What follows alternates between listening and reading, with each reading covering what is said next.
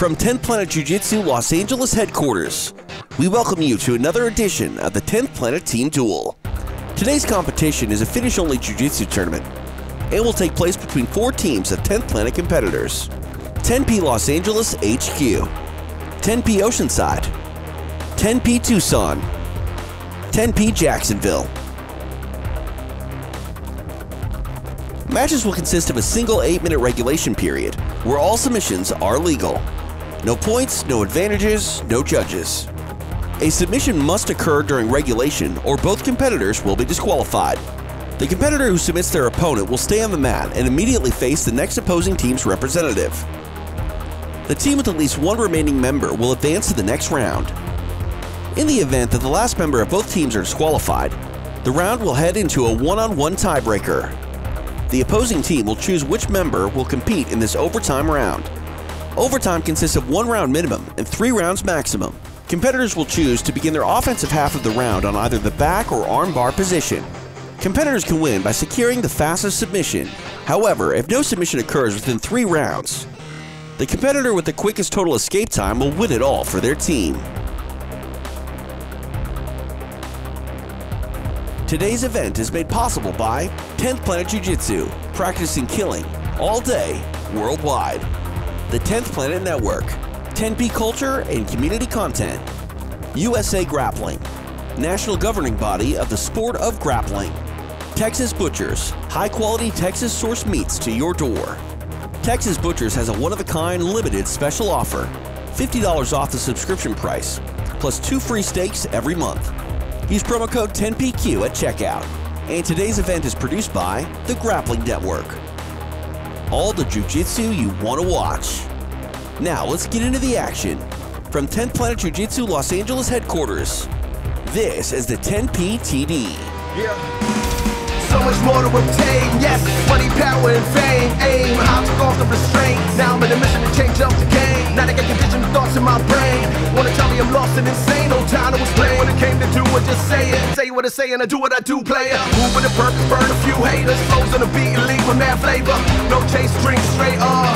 No stalling, man, the fuck up. No sleepy, wake the fuck up. Stakes the way up, straight the fuck up. Spam my meal, chicken and cake the fuck up. When I'm willing and dealing, I got a whole lot of love like, yeah, I wanna arm a dude, I wanna roll a few, I wanna hit the finest. Get behind her, back the bitch up, let me get inside her, stack my chips up. Every day I'm climbing, swag the fuck out. I'm a fitted style and blaze the fuck out. In the club, be wildin', I'm a devil in the city where the angels dying out.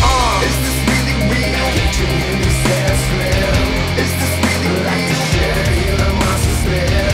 Is this really like a temple where the sun hits? When the sun hits, when the sun shines through. Is this really real? Can't you hear me say it's real? Is this really like to share? Hear the monster stare? Is this really like a temple where the sun hits? When the sun hits, when the sun shines through. It's about to go down right now, baby. The holiday party entertainment's about to happen. Blood and, 10 Planet versus 10 Planet. 10 off 10 crimes. You guys always try to take me out, Take me out. So we're gonna get our guys to do it.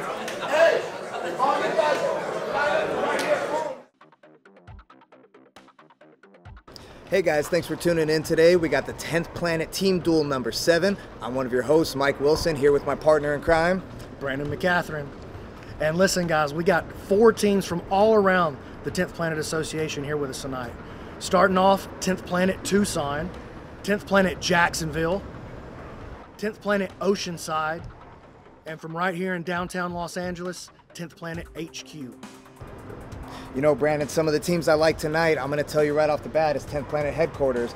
Their team captain, Fedor Nikolov, a high-level competitor, Russian, moved from St. Petersburg. He's one of Eddie's favorite guys. He's competed for me locally as well. Really had a tough match against Ryan Aiken recently and showed some really good skills. They're my pick for today. How about you?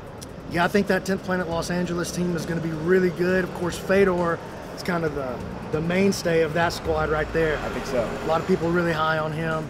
But for me, it's 10th Planet Jacksonville. You got Sam Barbosa. He's one of the best overtime players in the association. You got the Flying Squirrel, Chris Crawford, PGF veteran Manning Leverett. I think they're the team to beat. Absolutely, and I wanted to say thanks to everybody for tuning in today. Once again, this is the 10th Planet Team Duels number 7, live from Los Angeles. We'll see you out there.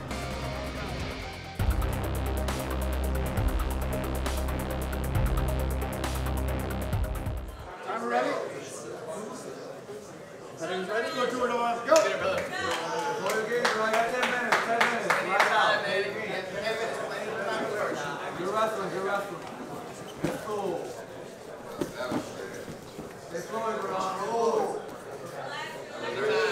All good. Your pace, right? Find that neck. Time. Punch back. There you go. Say hi, Robert.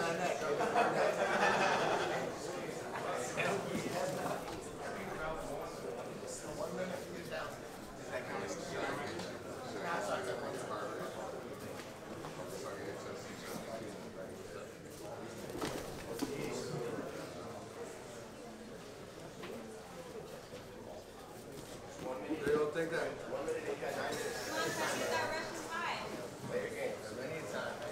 Just flow. You're not in a hurry. There you go, Jordan. Take it. Come on top. Come on top with it. There you go. There you go, Jordan. Now let's pass. Let's pass it. Watch the sweep with that leg, okay? There you go. Look at that head in the Kimura. Yes, so. I like that right there, Jordan. Keep that front headlock. Front headlock if you can. Left front headlock.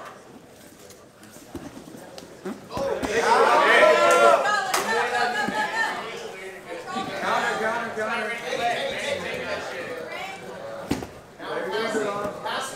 Play your guard. Good speed, good attack.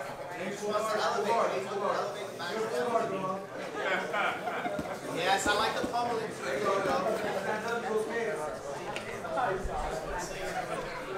Take your time, Jordan. You're good. Looking good.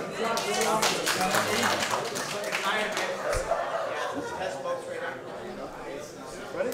Nope. Just get that butterfly. You got 8 minutes to work, Manny. Get that butterfly. Okay, heavy pressure. Where's that heavy? Get him off balance, Jordan. Get inverted with it.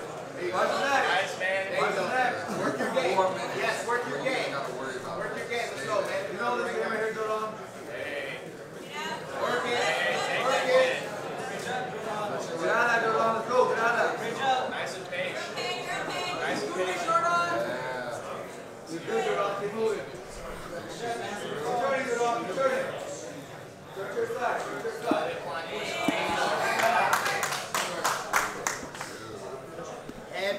Heavy. You got plenty of time to work. 7 minutes. You got 7:30, man, and you're cooking right now. You're cooking. Yep. It's getting tired now. Don't wait for it. Just flow it. There you go, Jordan. I like it. Watch the doors again, okay? You come up here. There you go. Watch the neck. That's what he wants. His neck, right? Don't give it to him. Sit out on him. Come back up to that turtle. There you go. Just wait for it. You work your sit out too. There you go, Jordan. Get that guard back. Get under. Find your grip, Jordan. Get inverted with that bird trap. Bird trap. Stay with it, Jordan. Slow. All flesh. And you still got 6 minutes. You got 6 minutes. Plenty of time to work. Keep cooking.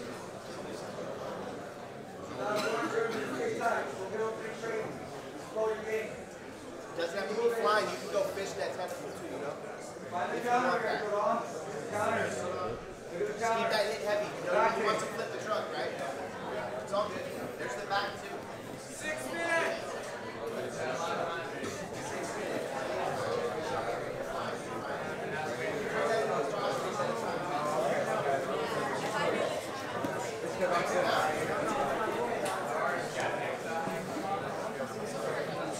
There you go, Jordan. I like it. Get under the other leg. Keep your elbows tight. Watch the cross face.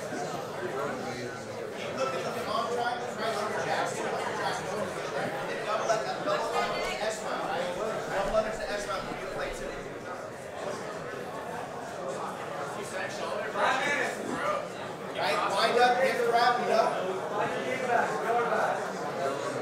Yeah, keep breaking, crushing those frames, right? Watch that cat crush. Still got 5 minutes. Go.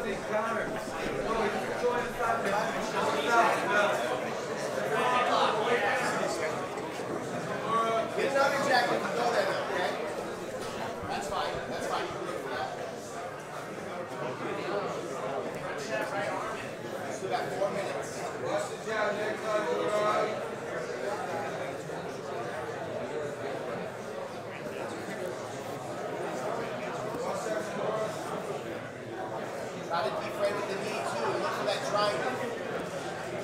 One knee on the bicep.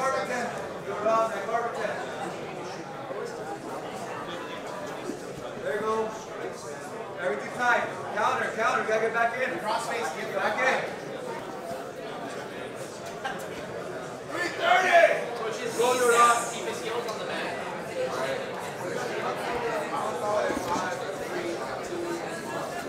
Right to back. There you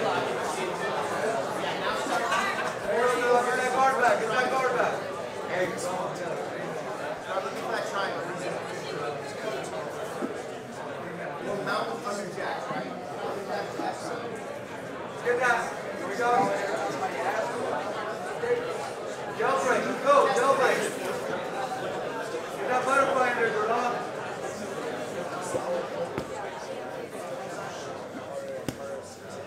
Get that quarter guard. 3 minutes. We're starting to get a little bit short, okay? So you're feeling it.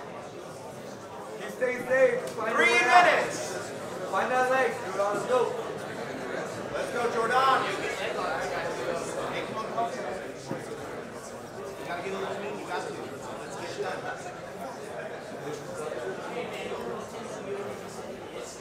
About 2:45. Jordan, where's that Kimura? Yeah, I'm putting that more. There you go. Get that guard back right there. Nice. Use your game. Get under. Yes, come back more. Watch the doors. Get your butterfly in there. Butterfly, Jordan. Here we go. There you go. Butterfly. Jump on the leg if you need to. Yeah, we might be on our way down. We got short time. Get a snap down. Watch the foot sweep. Watch the foot sweep. About 2 minutes, baby. Got about 2. Fast. Get on top, Jordan. 2 minutes. Take the shit. Take the shit over. Back step. Watch the leg. Test a straight ankle, anything. You got 2 minutes now, right? So Knee we gotta slides, get some twister quick pass. kills. You know the tall Headlock, twister pass. Use Watch the the tall waiter. to pull yourself into like a trap. Yeah, we're going twister pass. You can get that Kimura. We're Go going for a leg lock. Go. Fucking rip Find that leg. Find that leg. Yeah, enter back into it. Right, there you go. elevate. Find that arm. Find that arm. Attack the That leg. arm. Attack the leg. You gotta keep hands on. Go down, Minute Jordan. 30. Minute 30. Minute Pull 30. guard. Jump guard or pass right away. There you go, Jordan. Get that. Let's go, man. Get that leg. Let's go.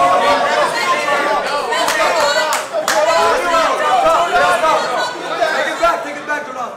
Watch your neck. Roll him over you. 1 minute. Jordan. 1 minute, Randy. Respect it, Jordan. You gotta go for it now. Respect it. You're good. 1 minute. Respect it, Jordan. Respect it. 1 minute. There you go, Jordan. You're out, Jordan. You're out, Jordan. You got 30 seconds, Jordan. All the way out. There you go, Jordan. Go. Take it back. Hey! Nice, Jordan.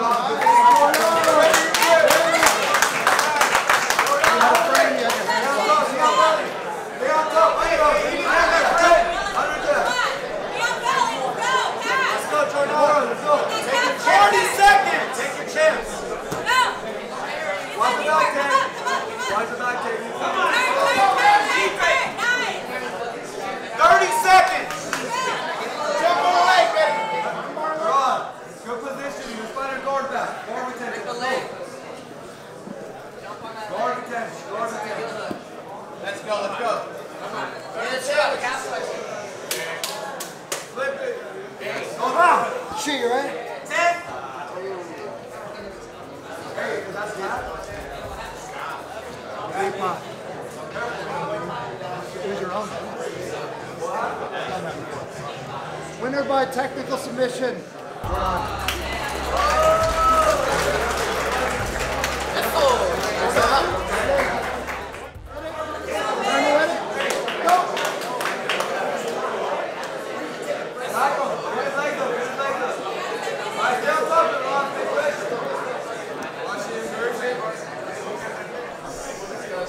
There you go, Jordan. Don't get out of here. Take your time. Stay there. They don't waste time the whole time.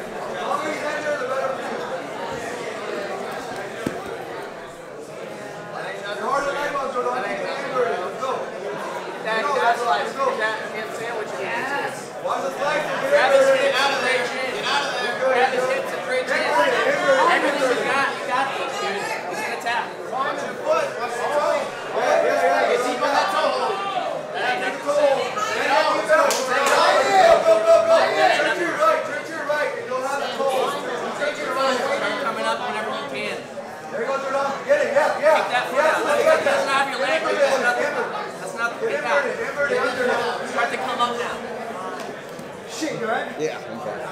Oh, shit. Is he okay? Hey, are you good? Yeah, I'm fine.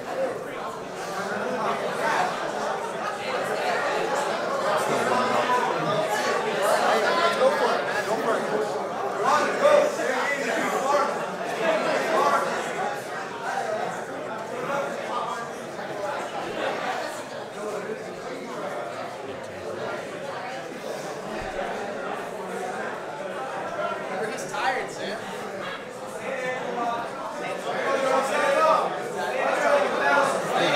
He's grabbing the gi. He's grabbing the gi. Grabbing the bench. You can cup the five. Take that shit. Take it, bro. Take it. Nice. All right, Sam, don't spend too much time. Let's go. Stay on your side.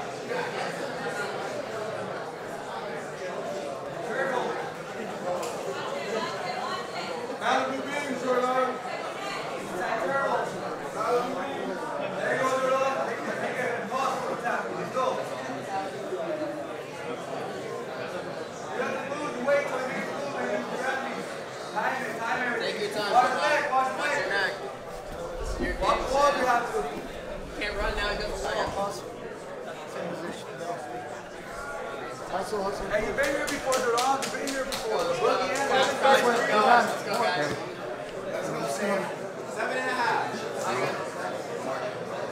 Watch the neck, watch the neck, Jordan. Watch the neck.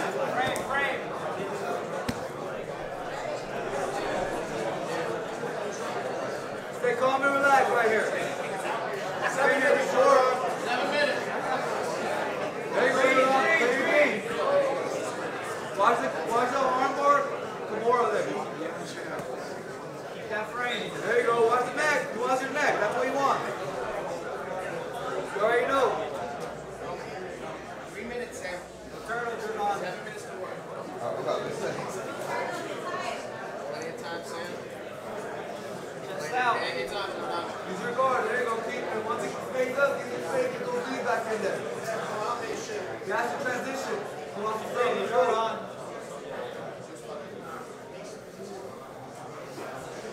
My face, bro. Back it up. Yeah.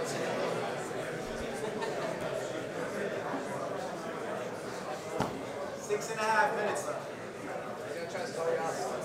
Go, Jordan. He's doing good. Find your game. Find your game. Flow, flow, flow. You just stay there. You stay there. You don't have to move unless he moves. Let's work, guys. Keep that neck tight. Keep that neck tight.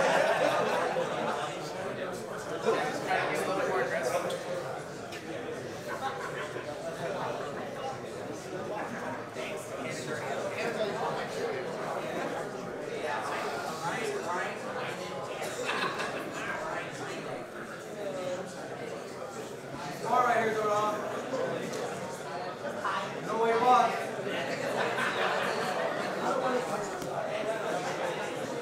Where's the tank club? There we go. Let's get that. Old school, Sam. Old school, Hey, Sam. Jordan, let's go. Start walking towards the right, right? He wants to tap, bro. Let him have it, Jordan. Have the right angle. Sink it deeper. Walk your body back. And do the right, right? There it is. Working towards the right. Try to keep him on his back, Sam. He's trying to Turn turn your his side. You turn your side. Keep him on his back. He's barely surviving right now, Sam.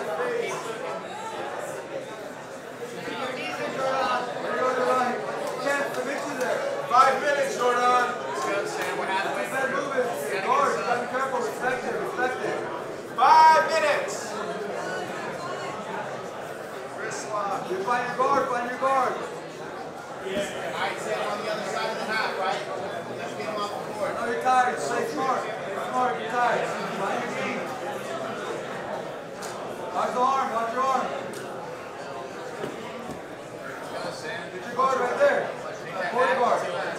Shrink right there. Shrink. Watch the guillotine.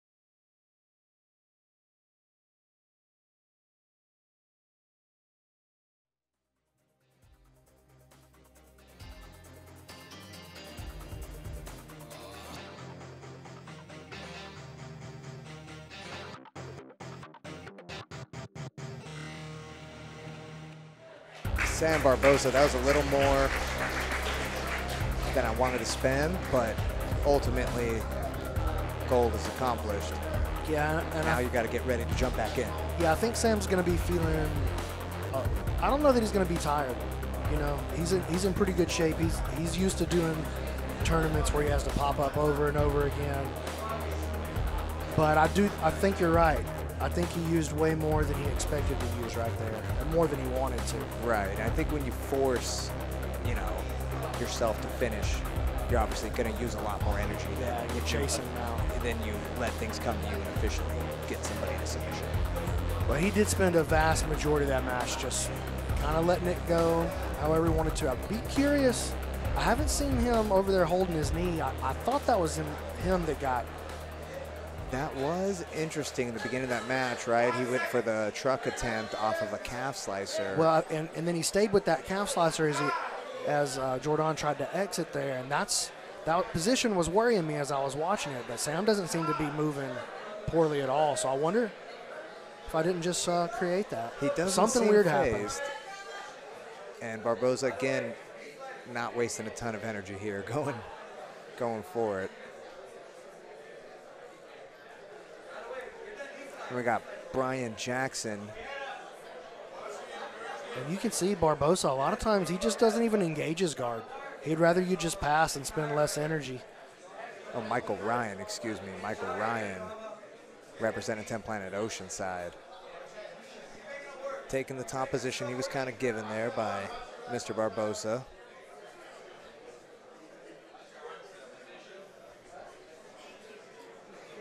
And you can see that he felt, now think about that. He felt so uncomfortable right there that he backed out of a dominant position. Back step into the cross Aussie position. He's going belly down heel hook. Man, Sam barely slipped that knee line out. I don't think he was ready for Michael Ryan to go that quickly onto it, right? I think he was looking for a little bit of play time. Michael Ryan's all business. Michael, I'm not too familiar with. I haven't really seen him compete too much locally, BMAC. I believe he's a brown belt. Yeah, I think everybody that we're going to see today, I think we'll see a couple of guys out of Tucson that are purple belts. There's a couple HQ purples in there as well. There's a few. But I think everybody on the Jacksonville team and everybody on the Oceanside team are brown belts. Right. I always like to see the matching sets. You know, I think that's... Yeah, it's cool. That's definitely a requirement there. Good attack by Ryan, putting Barbosa on the defensive and forcing him to defend submissions too, not just to be able to be comfortable in his survival positions. Taking him out of position, bending his head a little bit, attack his legs a little bit. Back into that back sliding step. back into it again. And Sam, good awareness, making sure his knee line was free when Ryan jumped back on the position. Gives up now, though, all the way into this mount, basically.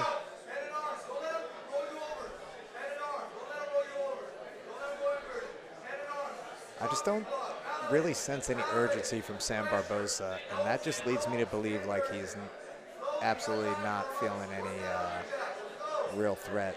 Well, he's definitely not quite in position yet to have to worry about it, but I mean, that position is right around the corner. I like the way that the mount is progressing here for Ryan. He's taking his time.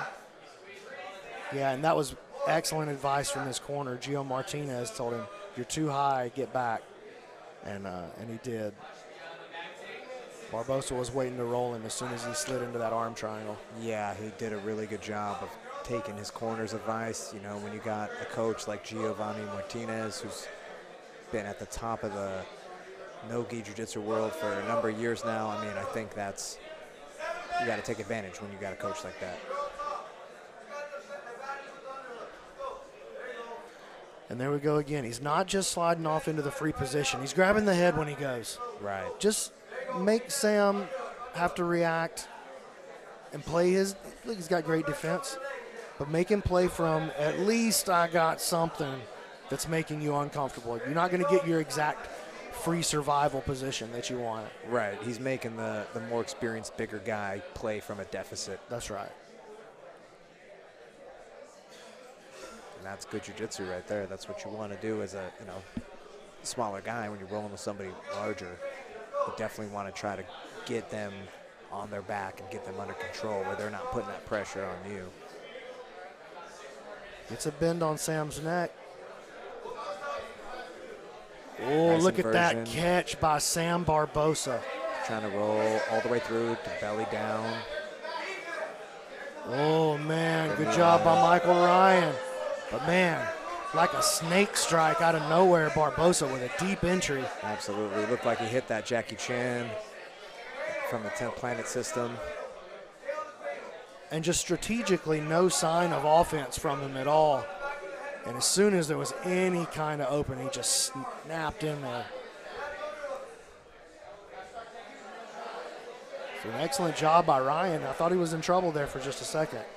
Sam made a good entry, made a good spin to make sure that he had the knee line trapped. But Ryan following the pressure, freeing his knee, and ultimately able to find himself on the good side of Sam Barbosa's guard. I find it interesting the difference in, the coaches.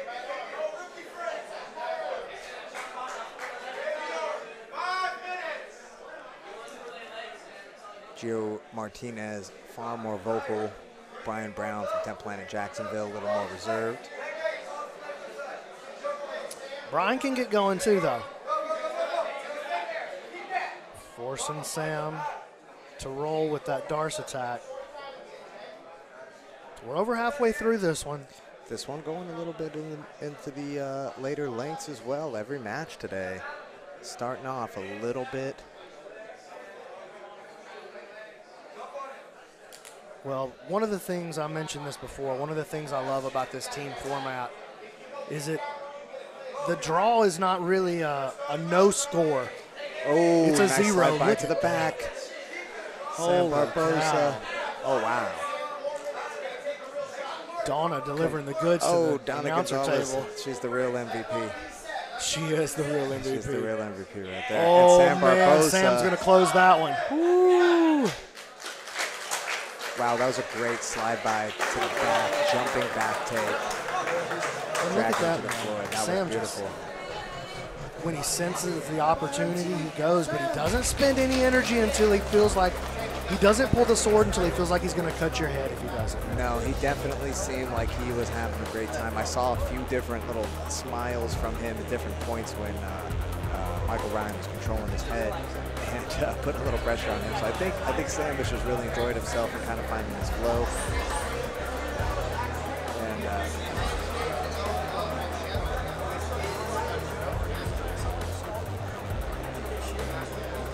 Master Roll. That's what we're getting as his nickname from Coach Brian Brown.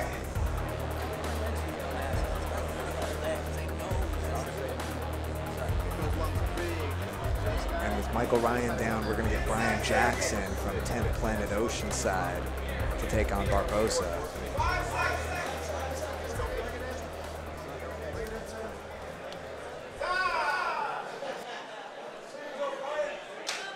Who we got here from Oceanside?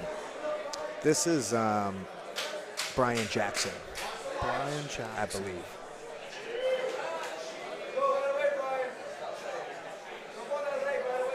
Barbosa, in his last match, he used the standing position to find the back and get the finish. But for the third match in a row, he very calmly sits to his guard. Very cavalier. But showing that his stand-up is dangerous. Yeah, so definitely. He's to be respected in all these positions that he's dragging you into. And same thing, it looks like that's just his game plan. He has a very relaxed type of vibe. Looks like Brian Jackson being a bigger guy. He's about 200 pounds, according to this list. This is not terrible work there. Got a little greedy, locking it up, trying to lock it up a little too early, and Sam able to take advantage, make a little movement into that space and pull his elbow back in. But still a good attack here by Jackson. Working that chopping block. Wants to get the elbow up, and now Sam shaking his way out of there, but Jackson right back into it. Sam just feeding it to him. very confident in his arm triangle defense. Yeah, very confident in his mount defense as a whole. Looks like he's going to try to off-balance him and kip his way into the legs. Absolutely. He's going to try to pull that elbow back in. And as long as there's a battle for that elbow, there's no arm triangle position yet. And now framing the chin. Jackson doing good work, though. Just chiseling away at the giant stone that is Sam Barbosa. Yeah, and he's, that's probably a good play. like the longer you can stay in the mount attacking these arms and getting reactions out of Barbosa, the better. You're the fresher guy. You're a big guy yourself, about the same weight. I like this, too. He's going to attack this arm triangle on the other side. Like, okay, the other side's your strong side defense. What if I go the other way, then? Right. Just trying to keep him honest. Nothing free. If you're going to give me this position, I'm going to make you defend yourself the entire time.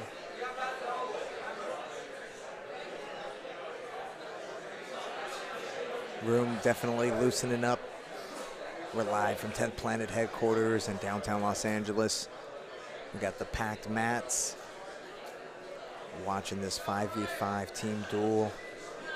10th Planet Oceanside versus 10th Planet Jacksonville going on right now. I'm your host, Mike Wilson, along with my partner in crime, Mr. Brandon McCaffrey. And check out that inversion. Hail Mary escape by Barbosa. Threatening Jackson's legs on the way out. So Jackson, again, he doesn't get the submission, but he does burn on a very tired Barbosa. Right. Calls him to burn up whatever's left in that gas tank. Now working a body lock pass. And I don't know if we'll see Sam fight this very much. So Jacksonville, they're technically one up. That's right. So you got to start thinking in terms of strategy. If you're Oceanside, you need this finish. You cannot really afford to lose another guy down going to your number 4 man versus their number 3.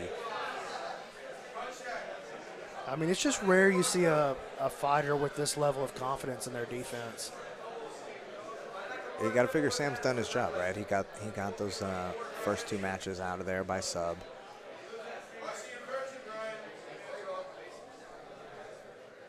Excellent guard recovery work by Barbosa. Nice and simple. Just Jackson tried to go for that spinning arm bar, but Barbosa just not having it. Just said no. He very casually just said no.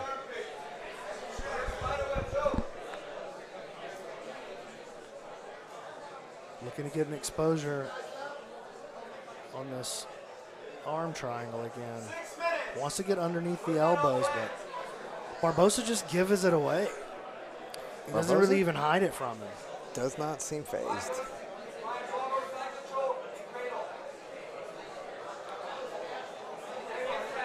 But I do like the fact that Jackson's been presenting him with offense the entire time.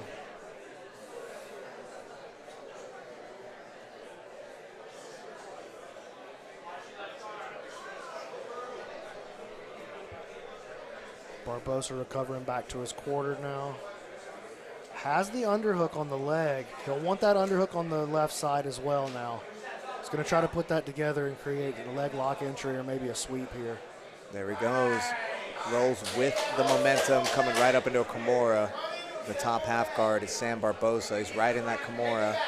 And a very, very sneaky trap by Sam Barbosa. Absolutely. Let's see if he goes for an inverted triangle from this Kimura trap position. It looks like he does, in fact, have it, but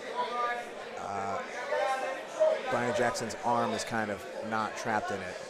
Yeah, he's going to take the back. Turns into a nice work defending that attack by Brian Jackson. Got back to his knees so that he could move like an athlete. Won the angle and denied that. Very good attempt by Sam Barbosa. And Sam, again, wasting 0 energy, simply allows him to pass.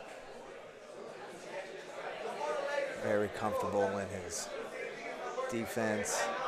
Well, it's worked out for him twice. Absolutely. So it's hard to fault it. The question remains, can Brian Jackson pull out a sub here and give his team a little bit of breathing room going into the next round. About 4 minutes remaining. Jackson kind of turning it on, trying things.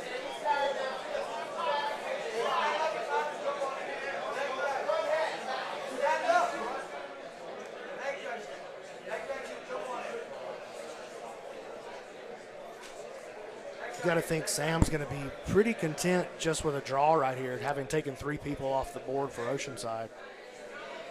Right. You know, I think Sam, like I said before, has done his job. You know, he's got a couple of those guys out. He's the number 2 guy on 10th Planet Jacksonville. Brian Jackson's number 3. So if there's no submission in the next 3 minutes or so, both these guys will be eliminated. Their next in line teammates will come in.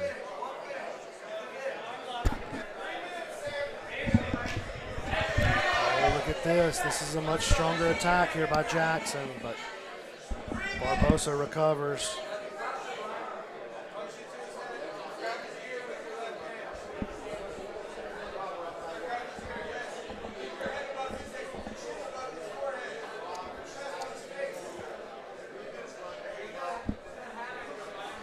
Heavy play by Brian Jackson, putting a lot of pressure with that crossface into Sam Barbosa.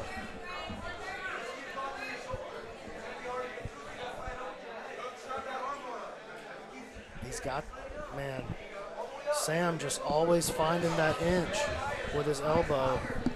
Jackson's starting to work towards an arm, though.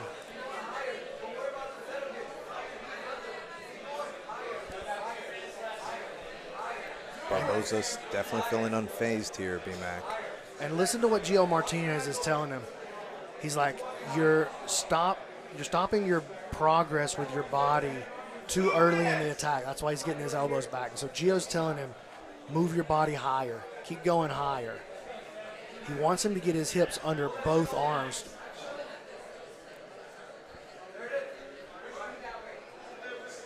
And Jackson's definitely got the size to hold him down and really get those elbows elevated above his shoulders. We're seeing that really well done right here on one side. Jackson has to be careful, though, because Sam... He's getting that framed in there on the other side, right, B-Mac? Yeah, he's just create... And Sam's hand is on the inside of this arm triangle here. So it's going to be super hard to put the shoulder in a choking position.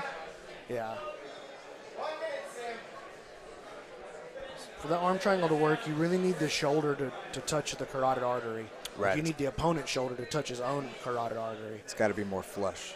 Yeah, and if that elbow is up and hand is facing down, it's so hard to get the shoulder into the right position. About a minute left. I think we're going to see Jackson really going for it here. He's got nothing to lose. I think we'll see one more strong attack here from Barbosa, too. I think he'll try to take a run at it, knowing that this is going to be the last time he has to be out here.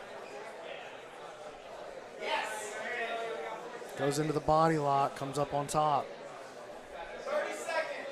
Pass.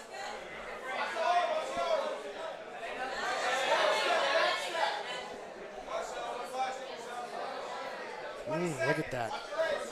Gave up the omoplata and then tried to counter with his own omoplata. Tries to jump back into a leg. Yeah. You got to become hyper aware of that as the match starts working itself towards the end. Well, as natural as it is for people to dive onto a leg, it's got to be as natural to know to defend. That'll do it. The mighty Sam Barbosa, 2 wins and a draw to take out 3 members of Team Oceanside. That's right. And for those at home, again, it's 10-minute regulation. If there's no submission in regulation, both competitors are eliminated until they get to their final 5th member of each team, at which point it would be EBI overtime. And we got the 2 new fresh bloods in Mr. Chris Crawford from 10th Planet Jacksonville versus Alex Acosta from 10th Planet Oceanside. And Acosta is aggressive. Business right away. Coming after Chris. I had a feeling this was going to be a leg lock shootout because Chris is a good leg locker.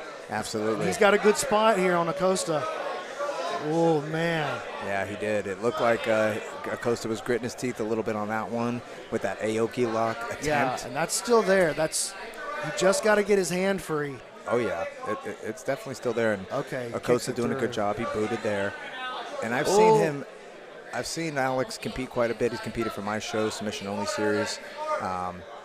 He's aggressive with the legs. He really goes for it. He uses his long body very well. I think we could see a little bit of that, how he's defending that leg from Crawford. But Crawford looks like he's a step ahead. Yeah, Crawford's a strong leg locker, but he's giving up an inside heel right here. He's in a bad position to defend that. Oh, man. Oh, kicks in the face.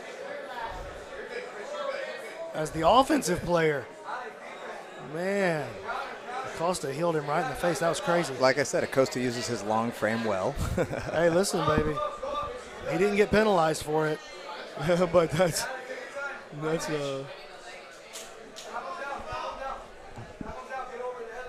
part of the game sometimes.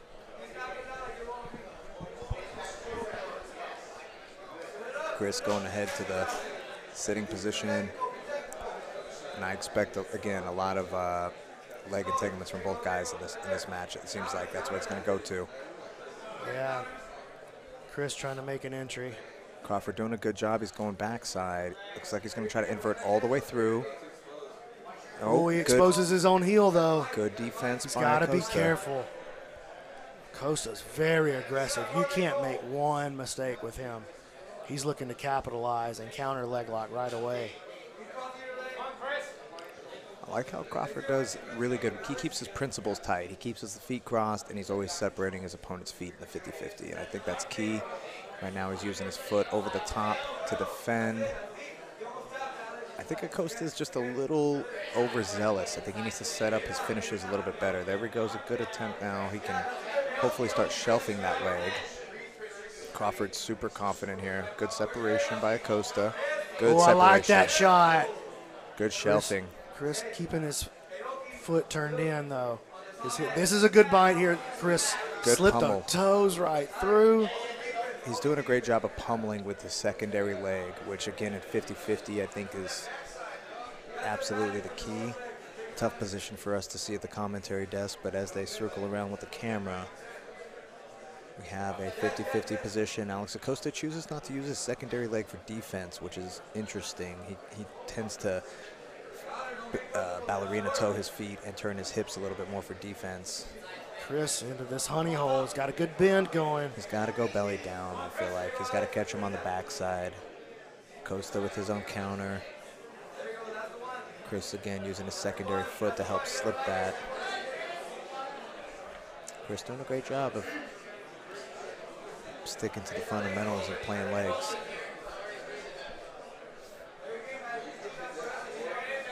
Costa looks serious right here.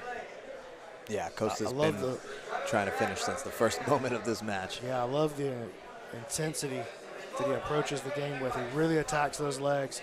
Like Riley, when we were all first learning leg locks, one of the guys everybody was watching was Riley Bodycomb. You know Riley Bodycomb? Oh, yeah, absolutely. And one of his mantras was fast and scary. And that's a good strategy, man. If you don't have it perfect, fast and scary, it's a good way to make some people scream. Yeah, I remember him in the early he had a match with Eddie Cummings in the early days. And that was like the first true leg lock battle. That was a big showdown. And between theories, yeah. And Eddie Cummings really just put it on him as fast as possible. And I think he broke, I don't know if he broke his leg, but he definitely had a crazy bite on it. Gonna try to get these guys out of the way, continue the action. And I think Acosta just has a nice advantage being so much longer. This is a nice play here, looking for the clover leaf. That's the thing is, again, Acosta's so much taller and longer. You can't really generate that much leverage on anything except, I would say, an inside heel hook. I think the Aoki lock was the closest we saw Chris to finishing, kind of, you know, and that's a good attack against a long, lanky guy because you're attacking the leg that you're not entangled on. And, you know, being shorter, it gives you a little more play to kind of find a tweak on the knee sometimes. Yeah, a lot of people. Oh, that was tight, man. Chris. I would like to see Acosta switch to a switch grip. You know, he's having He's having some problems finishing in a traditional sense, a little bit into his armpit and elbow crease, a little bit too high. I like to see him try to switch grip it up, take the slack out of Chris's leg. He's gotten close a couple of times. Chris is shaking his finger like, nope, nope, that's not it.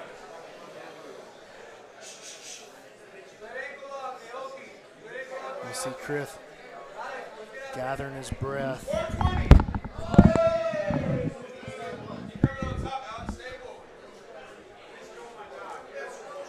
Oh, man, here's the trap again by Chris. It's very good. I'd like to see him attack this secondary leg here. We may see that. Gathered back up now by Crawford. Acosta did a good job of kicking it free. I like how he's controlling that secondary leg of Acosta, keeping his feet pressed as opposed to triangled.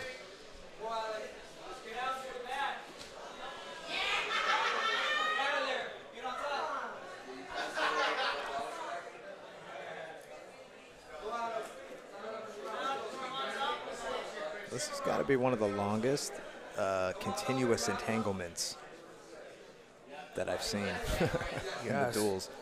Like they have gone through a myriad of positions, but have stayed entangled in the legs the entire time. It's been great work by both players. Each guy's had his high spots. And the thing about this leg game, man, with guys who are this aggressive and knowledgeable, one mistake, so they could duel it out here for 8 minutes before somebody makes a mistake. You know, we're already to the 7-minute mark. Chris creating a nice trap here, attacking the top leg from this 50-50 position.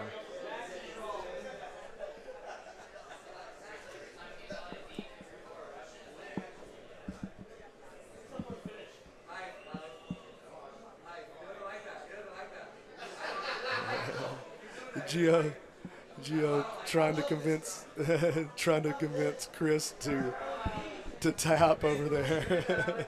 He's like, he doesn't like that.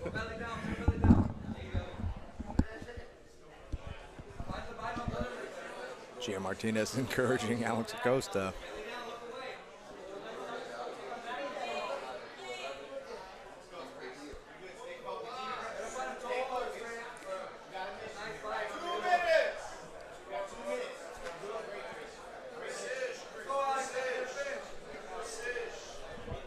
Non-stop attacking. We spent a lot of time in this 50-50 position here. There's a good exposure here by Crawford.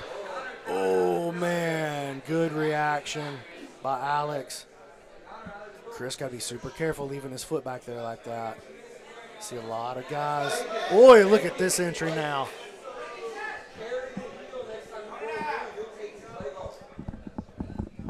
Man, nice leg work from both of these guys. What a match. Crawford inverting, going belly down, rolling through. But he's making a lot of nice plays, but he has to concern himself so much with Acosta's like counter offense and aggression that he's really not been able to get off a lot of great looks of his own. He's had a lot of great plays, good control, but it's been the aggression and the knowledge of Alex Acosta that's had him in this match every step of the way. Oh, this is a tough spot here. This is the Z-lock. Seen a lot of these lately, made famous by Junior Ocasio. Oh, he's got to bend that knee more. I just feel like Acosta's his length is just so much of an advantage in this match that the leverage is going to be tough. Oh, going to the Aoki lock on the secondary leg. Bails on it. Man, that Z-lock was the most serious attack of the match. That was a leg lock. That was like a master class. That was really good work by both guys. we got to, rather than seeing one guy who's really good come out and dominate, we got to see two guys who are both really good at the leg game, but they both play a different style. Right. You know, and man, that was fun for me to watch. I really like that match. But in this format, both guys pull off the board. So 2 left for Jacksonville. That's Storm Shannon coming onto the mat. And I believe we're down to the last man standing for Oceanside here. That's right. Borzu Kamale, I believe is his name, and he is the anchor for 10th Planet Oceanside. He's coming out taking on Storm Shannon. Storm long and tall. And he's trying to make an entry on the legs right away. Man, if Borzu could come out here and put both of these guys away. What a wow. what a chance. That would be an awesome story. Storm Shannon has no intention of letting that happen. He's going to try to go ahead and get him out of the way. So he's got a fresh guy. And I mean, strategy-wise, B-Mac, if you're Storm, you know, you're going against the last kind of team, Oceanside. Basically, if you just draw, you win it for your team. So what's your strategy going into this if you're him? I think it'll depend a lot on how I feel at like the 3-minute mark. I'm gonna play it safe in the beginning, and then, you know, around the 3-minute mark, if I'm like, okay, I think I see some openings, I think I feel where this guy's gonna be vulnerable, I think maybe then try to open up and submit him. But if you feel like, hey man, this is a war already at the 3-minute mark, you may want to survive and just draw him off the board, because that would be a win for Jacksonville because they'd still have a man left. Exactly, and that's what it comes down to. When you're in this team format, you know, it's not just about you having a good individual showing. It's like what's best for your team here. And that, I think, can have a lot of chance to dictate how the action goes. You know, some guys might not even think about it. They just go how they go, you know. Well, if you're Borzu, you don't have that luxury. You have to win by submission. Absolutely. Or your team is out. Yeah, you got to go for broke. I don't think anyone faults you. You know, you're the anchor on your team, and they pre-select their lineup ahead of the match, so you got to figure that they are confident in putting this guy as your anchor. At least I would assume so. You know, there's different strategies for everybody. Yeah, there are. I mean, I've definitely seen people put their, you know, I'm definitely not saying that's what's going on here, but I've definitely seen people put their weakest link also at the end of the lineup. I see. So, you know, they just try to run their heat first. Yeah. Try to get the wins. Bang, bang. And if we could use our first 3 guys to take out their whole squad, then we got 2 fresh guys to open up round 2. So I think that's the strategy that Jacksonville tried to go with right here. They tried to run Leverett, They tried to run Manning, then Sam, then Crawford. Those are their 3 most accomplished competitors that are over there for sure. For sure. Now, I don't get to see these other 2 guys in the gym, but yeah, it looks like they tried to front run this thing. Right. And that is a strategy, you know, that you can try to employ, because you got to figure if you start out with a nice lead, like Jacksonville has done now, they're going into this final matchup with the 4th guy, and Oceanside's down to their last man. So definitely, if you're in the odds-making business, you know, this would be more favored towards Jacksonville. Yeah, no doubt. It's super high chance that they're the team that advances. Well, that's a lot of crank on the neck. Storm didn't like that. You saw he had to make some kind of jittery movements to slide his way out of that position. Borzu putting the heat on him. Borzu trying to force some action here. I like this little reverse Kimura grip that we see from Storm on the bottom. Kind of a similar grip set up to we saw Barbosa use earlier. He's kind of framing now. Okay, Storm just slowly inching his way back towards the lockdown. Look out, Darce versus Lockdown. Lockdown is out. It's a pretty decent attempt here. He's working on this short Darce here. Good job using that to escape. Oh, this is tough. He's got that short Darce locked. It's tight. Shannon forced to tap. Fantastic play. Goes to the short arm Darce. Yeah. Love that, man. What a play by Borzu. Now we got a win or leave town situation right here. It comes down to this. Andy Villa from 10th Planet Jacksonville, the anchor on his team, versus Borzu. After this,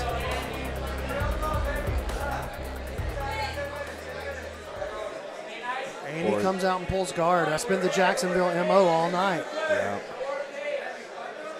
Borzu doing a good job controlling the top leg, working backwards to unlock the feet.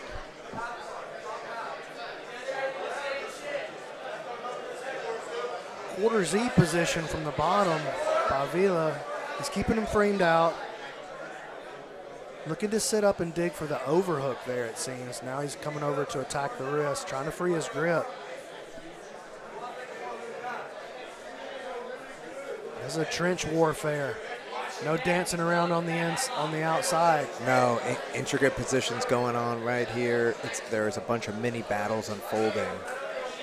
Borzu doing really good of not overextending himself. This is my favorite part of jiu-jitsu, Mike. I like to watch and study the tight passing. Like, what happens when one guy is real close? And look at that. Now able to establish the overhook. Oh, good job, Borzu, changing the angle. And back into the butterfly. Comes Villa now with the underhook.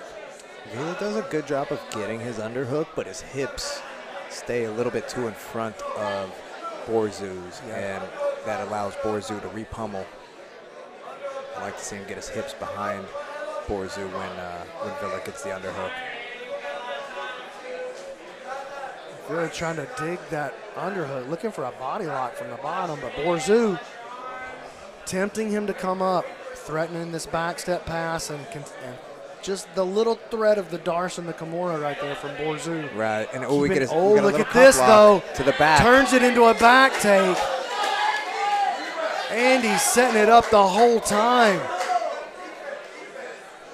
That was such a sneaky play by Andy. That was great. He got that arm trap behind the back of Borzu. He used it to come up, ride the back take, chair sit, and now he's got both hooks in.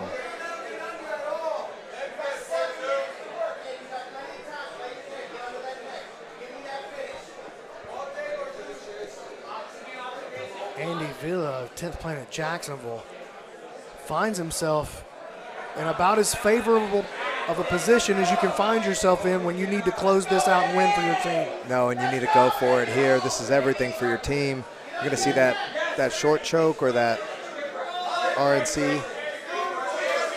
One hooks in, chair sit again. Borzu survives the initial onslaught. But this body lock is, oh, look at that. Can make you think about switching out to the rear triangle. This is a good play here.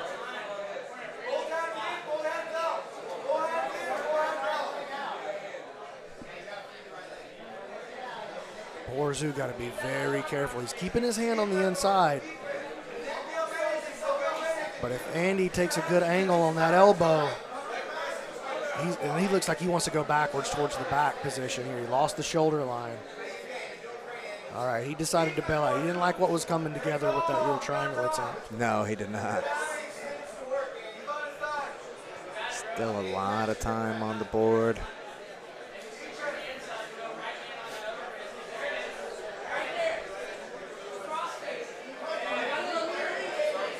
Andy slowly sneaking his wrist into position here. Oh, he's got him bellied out. Driving heavy pressure against Borzu. Oh, he survived. Borzu hanging tough right here. Villa's kind of got his own arm trapped. He lost a hook. Borzu hanging tough, staying tight defensively. Builds a nice little house, not letting that second hook come in.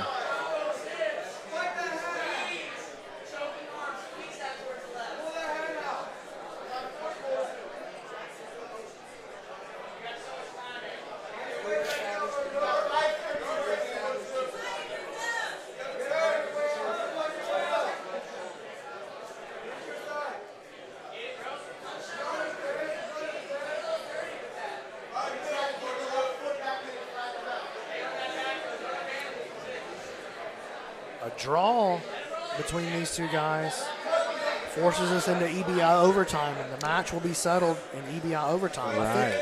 I think they present the whichever guy they want to do it, right? I believe so. I'm not 100% on that, if it's predetermined or if it's from the last, like the anchors go.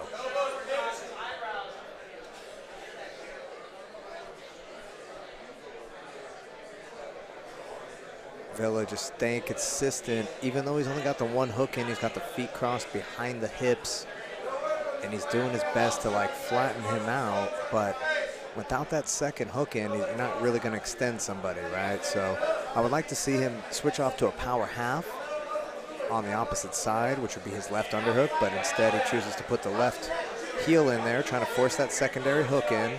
Gotta be careful. Looks like he will. He made it happen.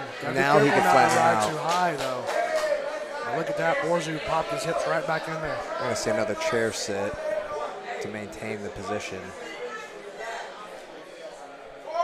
I'm not sure that Villa's got the arms that are long enough for a Ketakatame from the back. I see an arm trap. That's good for him. Okay. Very nice arm trap. There's the other one. We're going to see a single arm choke attempt. He manages to free his secondary arm to fight it off in time. Looked like everything was going right for Mr. Andy Villa on that one, but just a little bit of persistence from Borzu, and looks like Borzu might just find his way into the guard. Man, Andy made his play from the bottom position. Sneaky little play. I'm not mad at this. All offense ever since. Go ahead. Maybe a little shin behind the head armbar action coming, spider web, and I would not be mad at that. You know, you've been on the back a long time. He's trying to make a play on this rear triangle. Yeah. I was trying to sit him to his opposite hip, which was strange. I thought he would go shin behind the head and go belly down. Yeah, I think he's just trying to move him however he can to open him up, just trying different plays. But Vila looking good.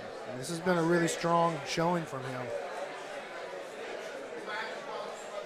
Strong showing, not going to get it done, though. It's got to be final. It's got to be a finish. Oh, there you go, Mike. And you're getting Gio Martinez advising Borzu to watch out for the armbar triangle combo.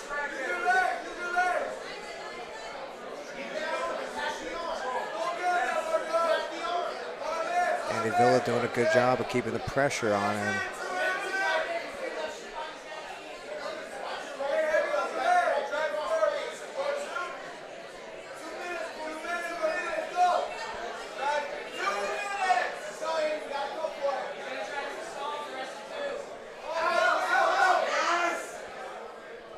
Andy just non-stop attack, though.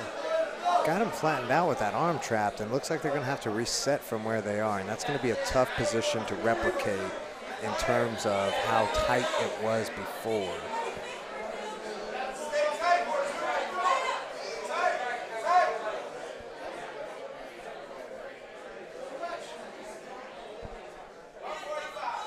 Both competitors happy with the reset. That was pretty quick. Amir did a good job making sure they reset to the exact position. Great work by Mr. Amir Alam. Refereeing for us today in possibly the worst t-shirt I've ever seen at 10th Planet headquarters. That is a brightly colored pink shirt with the, I mean, I understand the Triceratops because I believe he's a paleontologist, that's right? He's a paleontologist. He's the real deal. Life.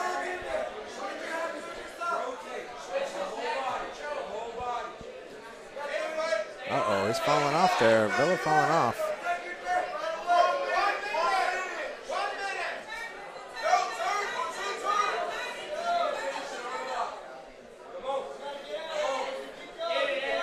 Villa kind of got that arm under the neck. He's going to try to force a little RNC, but both grips by Borzu are on the choking arm. If you're going to force it, now's the time to force it, though. Yeah, he's on short time. 30 seconds.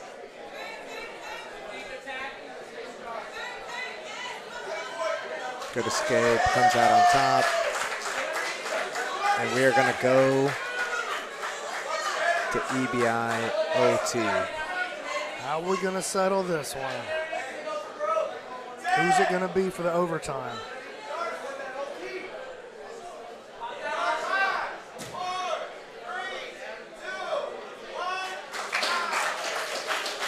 Wow, so Borzu is able to pull 2 guys off the board.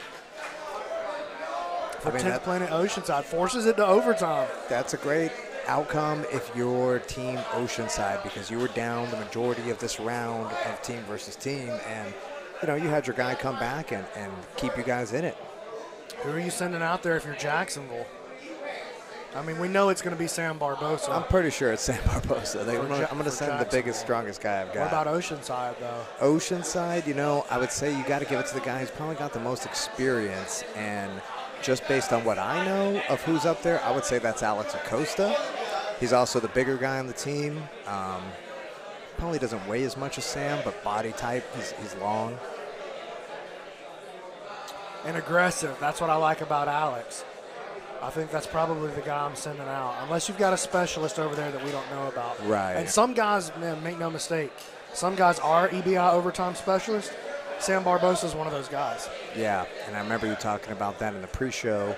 You know, Sam Barbosa is an expert at the EBIOT, and he's shown it time and time again. And you know, if you're Team Jacksonville, you got to have some confidence going into that. Yeah, I just think it's a huge weapon for Jacksonville, just from a game standpoint. You know, having not just the guy he's going to be as good or better than anybody at the overtimes that we have here, and he's the biggest guy. Yeah. So his skills, he's got the overtime skill set. It looks like Storm Shannon's going out, so maybe is the okay. So the other teams are picking for you. Okay. Oh, that's perfect. I understand. So they want to see Storm. Storm got tapped out during his round. Jordan's the smallest guy on his team. And he had a tough 2 rounds of work. Yes, he did. And he's going for the arm lock right away.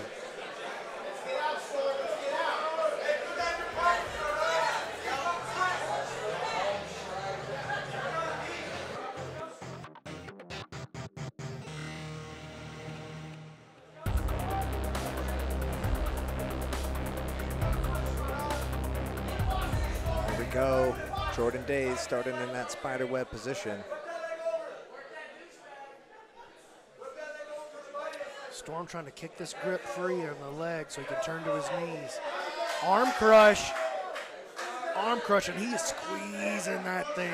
Oh, and you can Storm's see it in on trouble. Storm's face. You can see it on his face. Oh, man.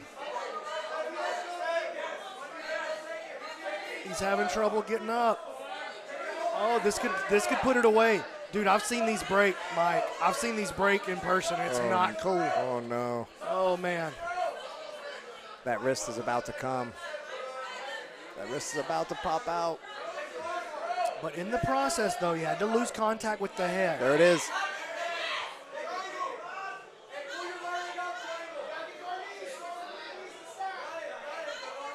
And if you're Jordan, do you switch off to that triangle that's available to you there? No, not until he asked for it. Oh, he got it stretched out. He got the tap.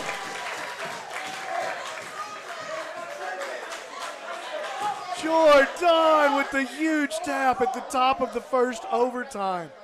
I marked that right at the 60-second mark. Okay. So just dead on 60 seconds. 60 That's seconds. not official. And Storm's taking the back. And here's the thing about the back. It's a great position, but it's a slow position usually. It is a slow It's hard cook. to cook. Oh, and he's going for broke, though. Storm has got the short choke in, and he is squeezing with everything he's got. He has to. Oh, he's trying to do it with the arm inside, though. Yeah.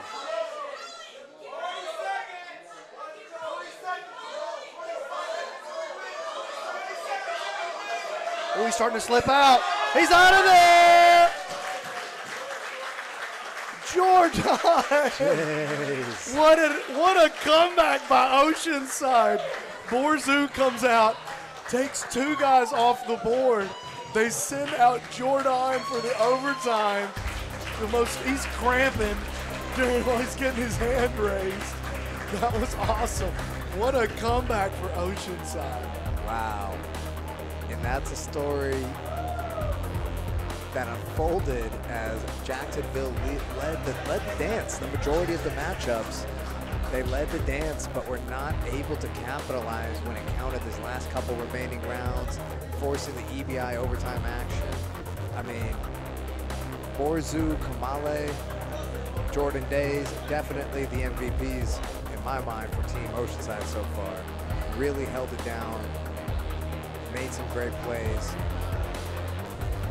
Jordan Days, again, survived very long, 20 or so, almost 20 minutes exactly. Ended up getting finished by Barboza in the last few seconds, but I think his performance tonight was critical to his team's success. Absolutely, man. And Borzu, you know, not only did he have to win against the first guy by submission and regulation, which he did, but he also had to at least go the distance with the second guy, Alec. And listen, man, he was under serious heat most of that second match. He wasn't just surviving and in a tight match. He had to really survive to pull that overtime out for his team. Submission attempt after submission attempt and pressure, you know, and patience, and that perseverance really proved to be the sticking point. 10th Planet, Oceanside.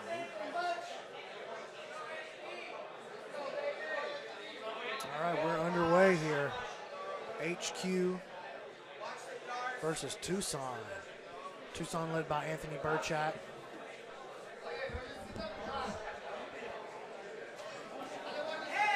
Oh man, Eric out of 10th Planet Tucson finding himself in the top position really quickly. He's taking on Anthony Rubin out of 10th Planet LA. Eric with that quick step back.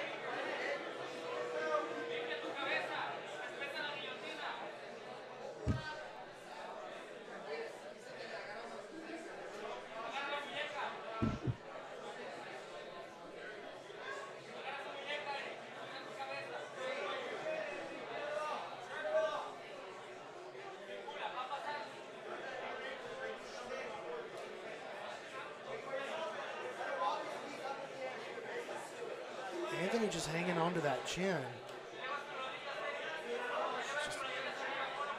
As long as the head is controlled, it's kind of hard for Eric to progress and do what he wants. But he uses a wrist lock to peel that off. Now Rubin trying to pull back into a guard position.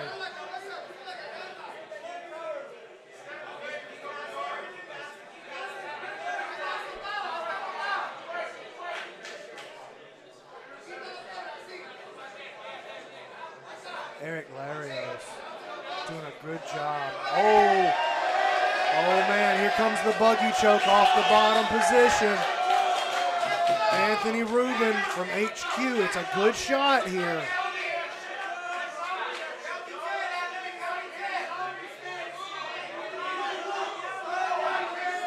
This is trouble. Eric's in big trouble here. This position by Anthony is pretty good. Eric is doing a good job keeping his chest as wide as possible. Oh, he's starting to get in trouble.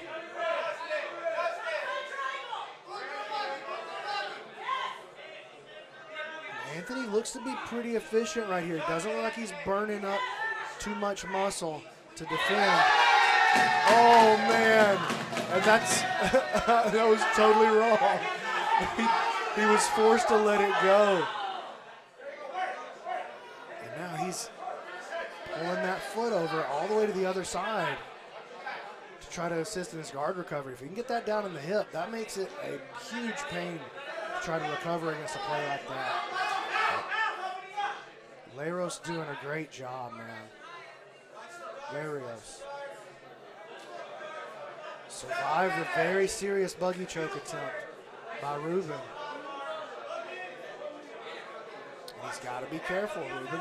Looking to set him up for that same play again. A lot of these buggy choke guys, that's the way they play it. They let you get to what feels like a decent opening to a head and arm attack. And then they bait you right in. They kick that knee through. drop you into the buggy choke.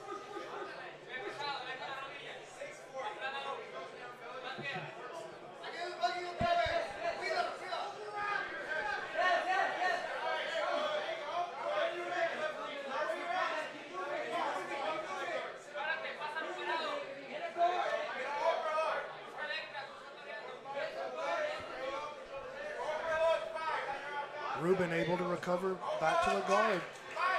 Playing the half guard. Looking to win the inside space, and here he comes. Coming out of HQ, you got to think he's going to be looking to get to this rubber guard. He slowly inched his way back in, and here comes the rubber guard.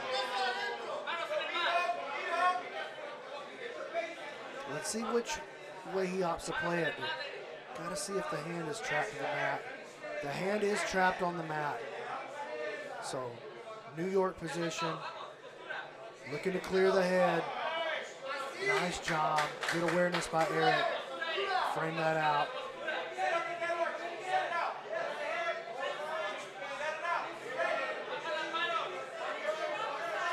And this is going to be a dead orchard attempt here by Ruben.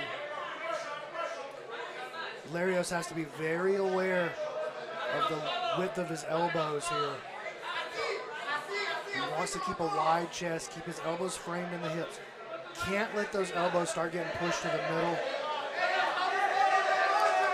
All right, puts the zombie in instead. Does Ruben, now switching off to a meat hook. Wants to try to expose a triangle attempt, see if he can win the inside space on his right.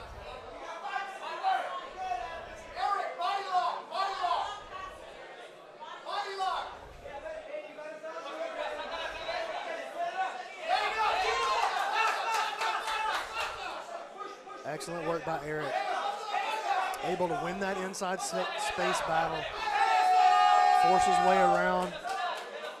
He didn't end up past the guard, but he did remove himself from the danger of the rubber guard there. Anthony looked like he had some offense. Body lock pass now by Larios.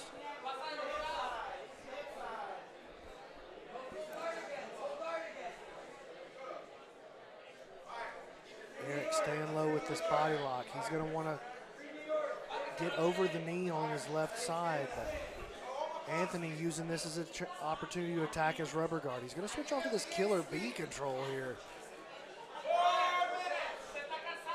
And back in to the New Jersey position. Now the meat hook. This is a pretty powerful position here. Anthony up on his side, not really taking a lot of heat. Tough to win that inside space against that body lock. It's really hard to attack anybody while their hands are locked. He's going to want to set him off his base. He digs his hand through, but he's got to be careful here because Eric can trap that. If I'm Anthony, I got to think you want to try to off-balance the guy first before addressing with the body lock offensively. And here he goes, Eric looking to step that left leg up and over. Clear that knee is going to force him out of that rubber guard if he can win that space.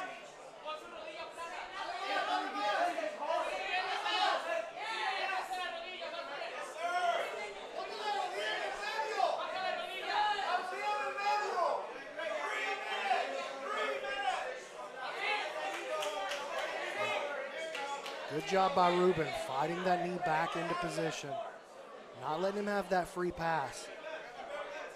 But that body lock is really stopping any kind of offensive forward movement from Anthony Ruben out of 10th Planet Los Angeles HQ. Thinking about clearing the head to the chill dog position. Wouldn't be a bad play right here, honestly. Here he goes, and this is, I like this play. If you're going to attack him right here, I think this is the way to do it, but he's got to get out to his hip a little more.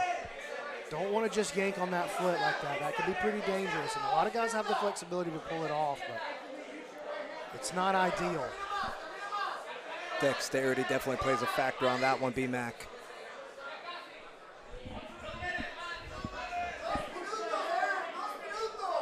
Here's the chill dog position. Now, if he can use that to get over to his side, oh, you can't do that, man, against that inside space control. You have to continue to win that battle, otherwise You're just going to get stepped over with that body lock pass. Just a relentless body lock pass by Eric. Relying on that flexibility, that's pretty tough.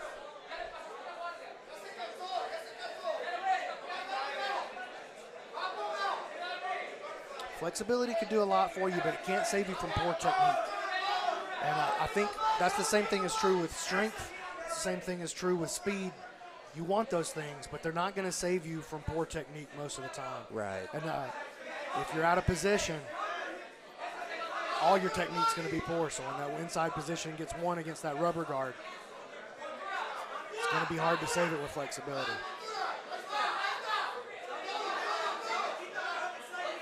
Look at this good knee on belly position.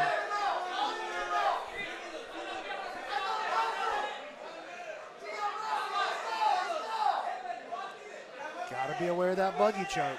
We saw him throw it up once.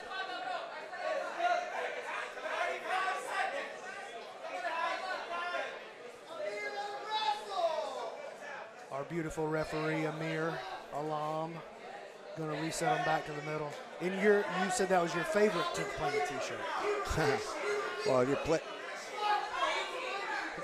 Man, the intensity in here has just been up and down, but for this match especially, I think the HQ guys getting a lot of love. About a minute and a half left remaining. So looking for a baseball bat choke right here to close it out.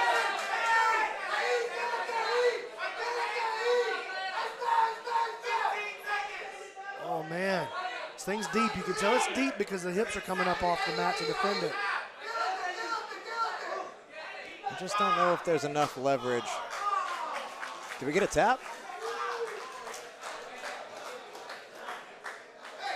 I think that was a tap.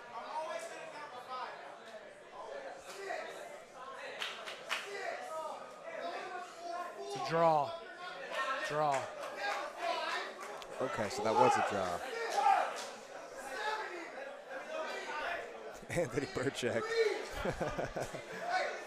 Fired up on that one. Yeah, man. Hey, Anthony Burchak is always fired up when his team is on the court, son. Even when his team's not on the court, he's fired up. Yeah, he can be. I love Burchak. And here comes Fedor. Man, it's an intimidating guy. Fedor, very strong, very serious offensive attacks, both his leg locks and his rubber guard, what he's known for. Right. And, I've watched Fedor. He recently took on Ryan Aiken at Submission Only Series 8 and gave him a really tough match. Did get finished in regulation, but it was a quite competitive matchup. And, for being somebody who walks at 85, Fedor really knows how to get after things. Now, Roman Mori from 10th Planet Tucson, I know Burchak's very big on this kid. He's a young purple belt. I was watching this kid roll during open mat today. He was out here training. Oh, yeah? He trained like 10 rounds today. Wow, and he's competing tonight. Yeah, and he looked pretty good, man. I was pretty impressed. I was just kind of catching him out of the corner of my eye a couple of times.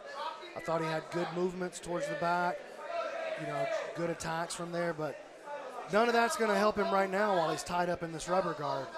Fedor, a very good rubber guard player, man. He's not a guy that you want to spend a lot of time in here messing around. No, he definitely looks like he's got the technique. So, Roman keeping him stacked up right now. Fedor hanging on to it, looking to clear the head. If he can get his forearm down into that space from this position, he's going to have a lot of offensive opportunities. He's going to have secured himself a really nice angle.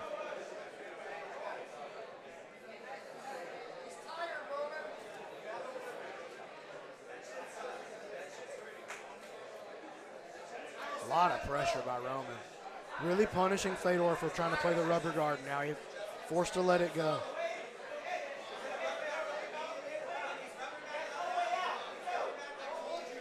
Fedor going to look for an opportunity to try to get back in there with his rubber guard. There he goes.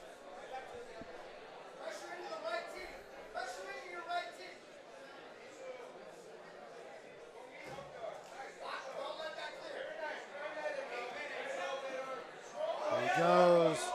Clearing the head. He's going to be looking for a go-go plata variation here. Ooh. Roman doing a good job of staying under the foot. Yeah, but look at this crowbar. Excellent job using the left hand to keep the frame in. Eventually slips under, and he's looking for this go-go clinch maybe. Yes, it is. It's the go-go clinch. And this is a good shot. He's going to want to figure four his legs right there. Here he goes. Now he's going to crunch together, and this is going to finish. This is a very tough position for Roman. Very good strangle. He's struggling.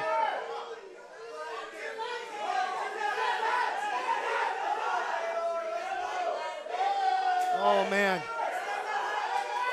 Roman hanging on. Got the tap. Fedor with the go-go clinch. Oh, man.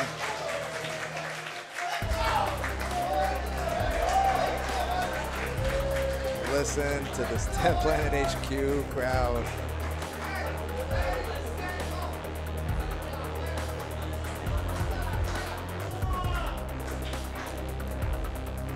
Big win for HQ. Absolutely.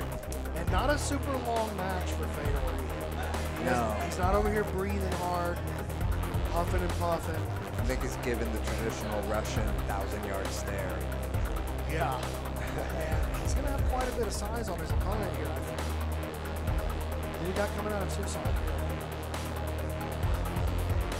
We got, I believe it'll be Gerardo Palacio. Gerardo's a brown belt. He's about 150, so he's definitely giving up some size to the Mad Russian.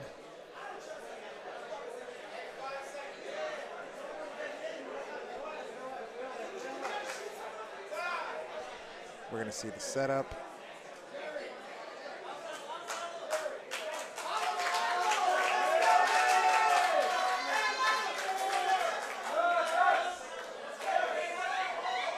Palacio getting aggressive right away. Fedor just like a stone. Yeah.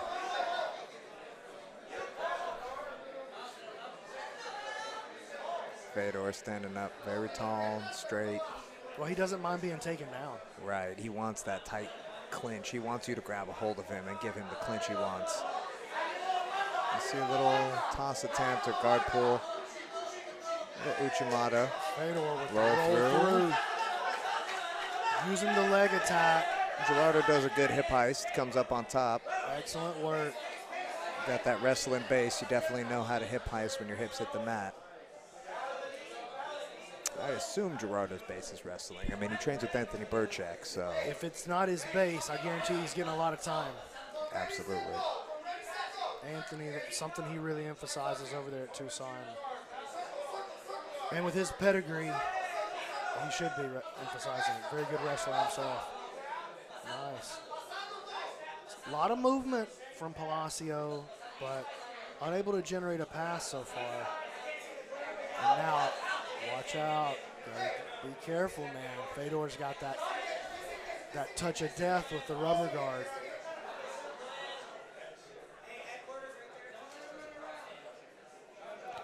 I think Palacio's game is to stay standing and not get drawn into that clinch, which is probably one of the best things he could do. Yeah, absolutely. I mean, if he could just get a draw and pull Fedor off the board here, that would be huge.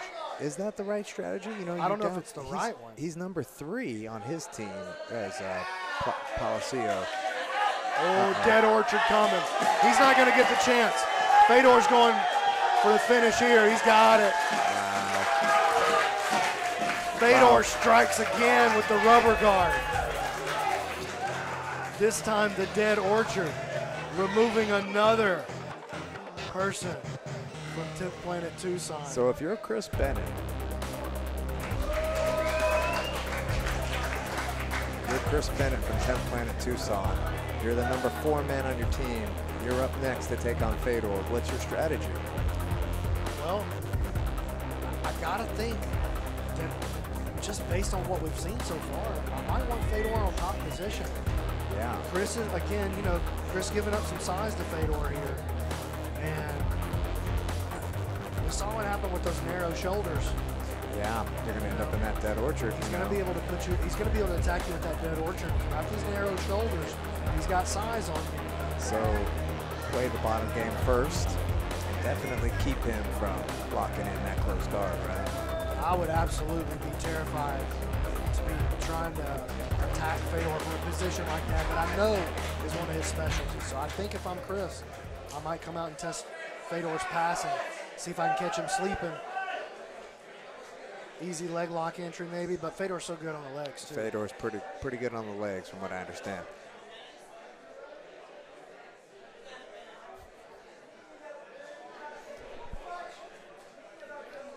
All right, here Donna we go. Gonzalez, Team Mom, MVP, shout out. And Chris does exactly that. He comes out and jumps guard on Fedor. That's a good strategy, like we just talked about. B-Mac taking him out of his most dominant position, which is Fedor's guard. Yeah, and I think Chris is going to try to play rubber guard on him too. He's looking to break the posture. Fedor going to be able to make him do a lot of work right here, though. Right.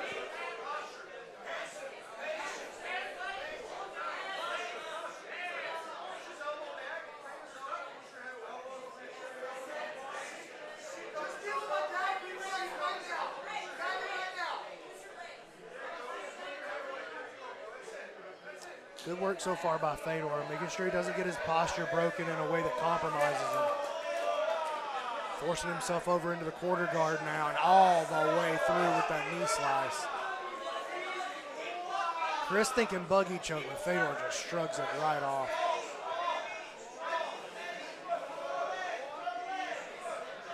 Oh, I gotta think he's looking for the truck here. Both guys looking for the truck. Fedor laces it though. Here comes the roll. Oh, they're stuck on the wall. Okay, let's watch this reset here. This could be interesting.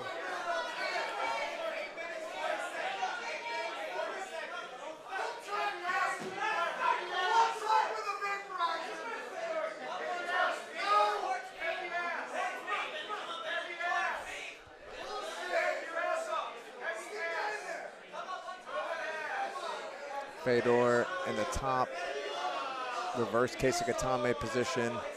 He's going to fishnet those legs. Man, just Eddie Bravo 101 right here. Twister side control. Looking to win. I like how Bennett's got leg an arm draped behind the back right there. He's doing a good job of building up a base and trying to sit out to a good position, and he does.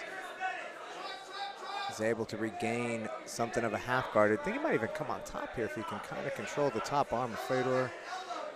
Fedor refuses. He just refuses it. Yeah, great passing. Fedor put, oh, this is bad news for Bennett. I said but maybe you want Fedor on top. I don't think you want Fedor on top either. That is 3 down for one Fedor Nikolov representing 10th Planet HQ. He's got one man left standing, and that's Ryan Hannon from 10th Planet Tucson. It's all come down to their last man, Ryan Hannon. I've seen Ryan compete as a blue belt a number of years ago. I believe he is a purple belt now. Yeah, he's a purple belt now. 165 to Fedor's 185.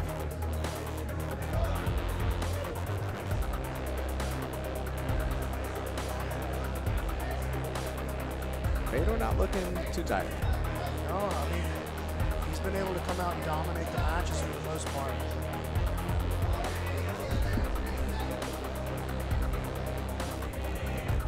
Teammates shaking his arms out for him.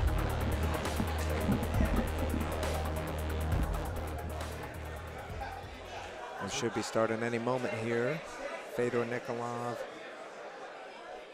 He's really the number 2 man on the HQ team. 10th Planet Tucson down to the final competitor, Ryan Hannon. We're gonna need to see Ryan Hannon run the deck. Look at that grip from Fedor. Just, man, what a monster grip he's got. That's that man is as hard as a Soviet hammer.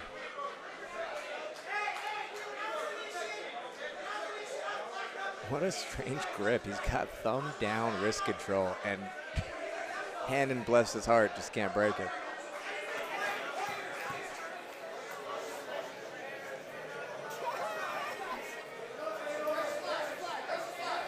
Fedor looking very comfortable on the feet. Right. Just not. Ryan tried to pull down into an armbar. Fedor doing a good job. Oh, Ryan Hannon to the back. Wow, Ryan Hannon going for it, going for broke.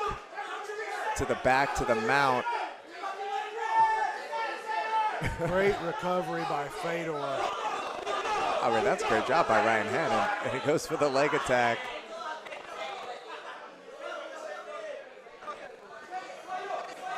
And I really like how he's not giving Fedor any chance to breathe. He's not showing him any respect. He's going right at him. And that's, so far, I've seen the best strategy against Fedor. So yeah, absolutely. Oh, 2 underhooks here for Fedor. Just butterfly guard. You might see an elevation overhead. Nice step through by Hannon. Giving up the top to Fedor. And look at that. That knee slice. Oh, damn. goodness. That is just so buttery smooth. Yeah, just easy money for him. He's so good right there.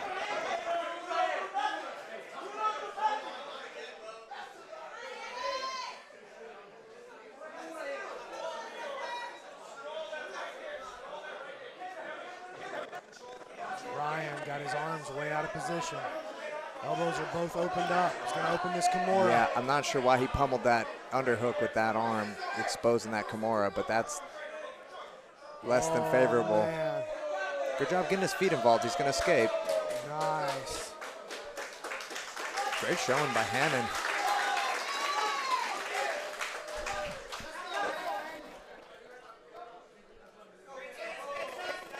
Fedor back into the same position. Here comes his knee cut again.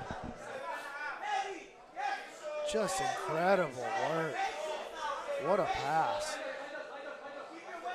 I believe that's the 3rd time we've seen him do that, and it's just surgical. It's so buttery smooth.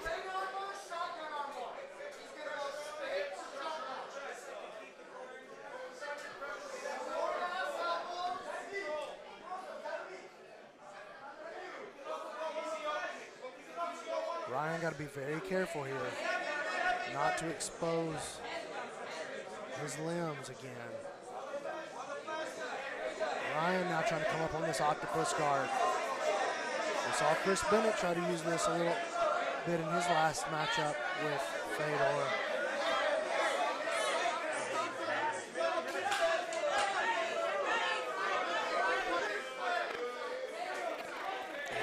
Hannon's getting direct instruction from Anthony Burchak, who's right over the top of him. Fedor definitely looking to set up this truck. Oh, perfect. Giving some feedback to his coach, Danny Gutierrez, in the HQ corner. Ryan hiding that leg. Gotta be careful here. Fedor has the fishnet in.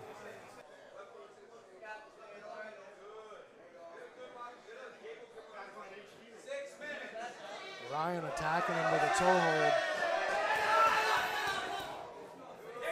Fedor turned with the momentum of the toe hold to counter. And now Ryan falling back, attacking the leg.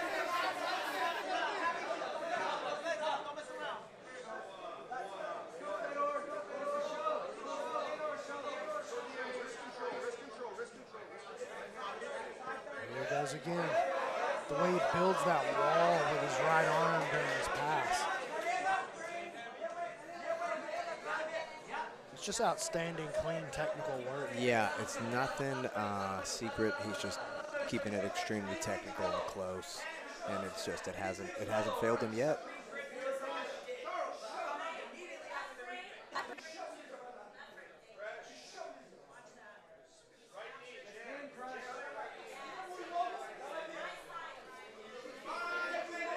About halfway through regulation, Fedor Nikolov on top, showing good positional dominance, but Ryan Hannon hanging tough.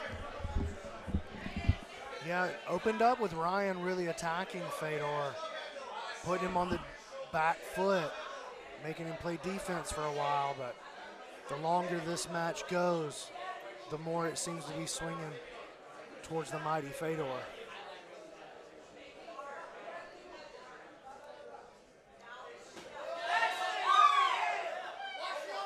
Oh, what a snatch up triangle.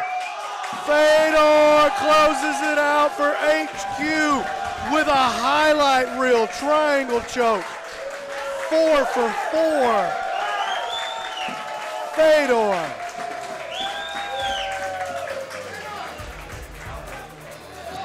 Fedor Nikolov taking out 4 team members from Team Tucson. 10th Planet HQ advances in the duel. They're going to meet 10th Planet Oceanside in the finals. And what a performance by Fedor Nikolov. I mean, he ran the gauntlet. That's one for the ages there. Absolutely. That's a performance he's going to remember for the rest of his life. You withdraw your guys, and the guy that fights first again. Same order. It starts all over. Same order.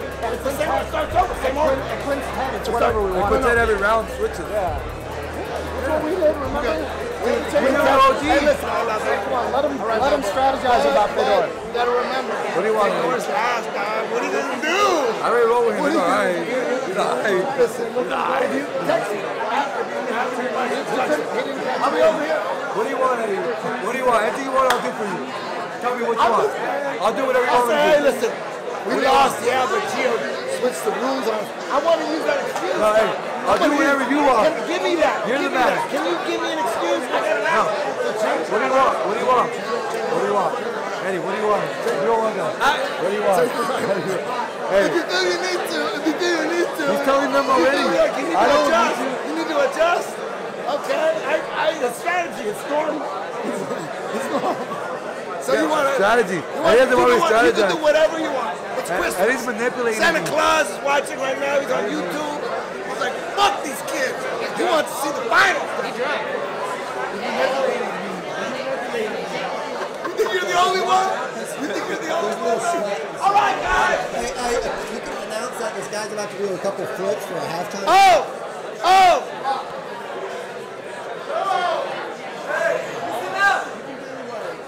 Listen, guys.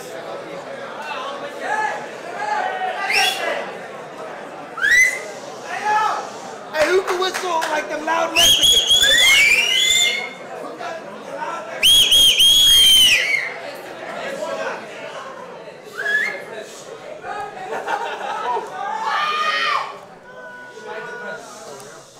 Now I forgot what I was gonna say.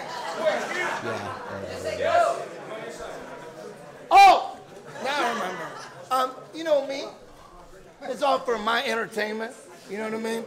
I'm just here. I'm like, do I find a goddamn bar or some club, some satanic club to rent so we can have our Christmas party? Dude, after that satanic incident, I'm like, okay, we're gonna keep the holiday parties at HQ, where I'm safe as fuck. You know what I mean? Right here. This is the wrong place to try to fuck with me. Right here. This is the wrong place. I got kids that'll kill you, dog. I like that. So I'm like, you know what? Christmas party here. Yes. And instead of standing around like a bunch of momos drinking fucking sex on the beach, talking to some white man. You guys know what I'm talking about. Hey, listen, I love white belts, all right? They're the future. They're the future. We need that. Don't make fun, all right? But you know what? I'm going to give back a little bit, and we got some entertainment for you. A little parkour. Is it parkour? What's it called? Salto. Tricking? Tricking.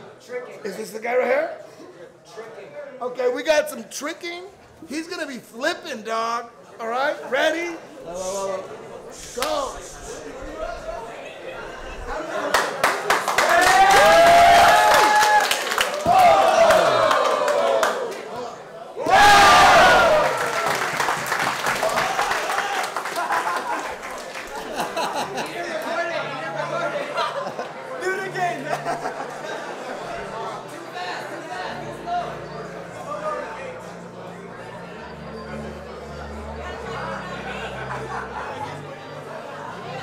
That's Eddie.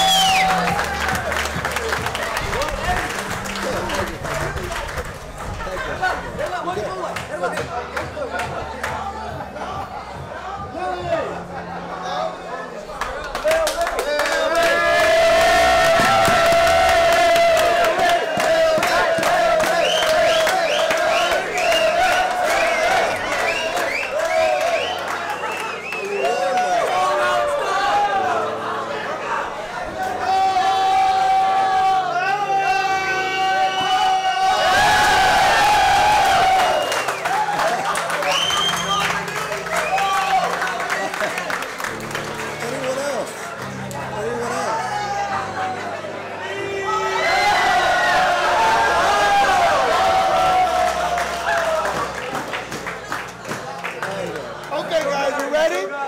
Jesus Christ. Fuck are you? All right, here we go. The finals. 10th Planet Team Duel. 10th Planet HQ versus 10th Planet Oceanside. It's an all West Coast affair, Mike. That's right. We got Abu Kekinov from 10th Planet headquarters. I believe Abu is a native of Kyrgyzstan, I was told. And he's been training here at HQ for a little bit. I believe he's a 10th Planet Jiu-Jitsu purple belt now. He's taking on Jordan Days, brown belt from Oceanside. We've seen Days in here quite a bit today. He's had quite a few matches. And we know he's a survivor. He's a tough guy. Ooh, nice whizzer kick by Abu. And given that he's a Kyrg, he's from Kyrgyzstan, I'm going to go ahead and predict that his wrestling's on another level. I think that's a strong prediction. I feel safe with that. Yeah, and we might see something really rad right now, possibly.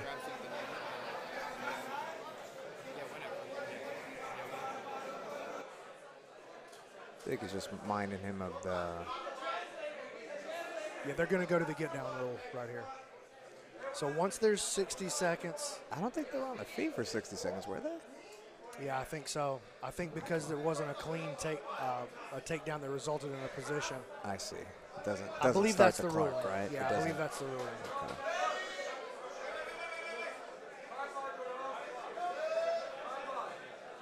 More time back in.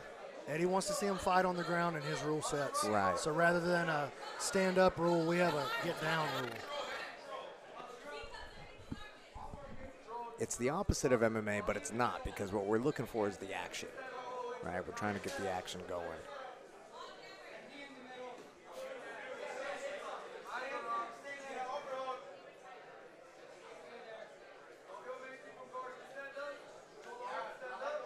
Let's see what the guard looks like here for the wrestler.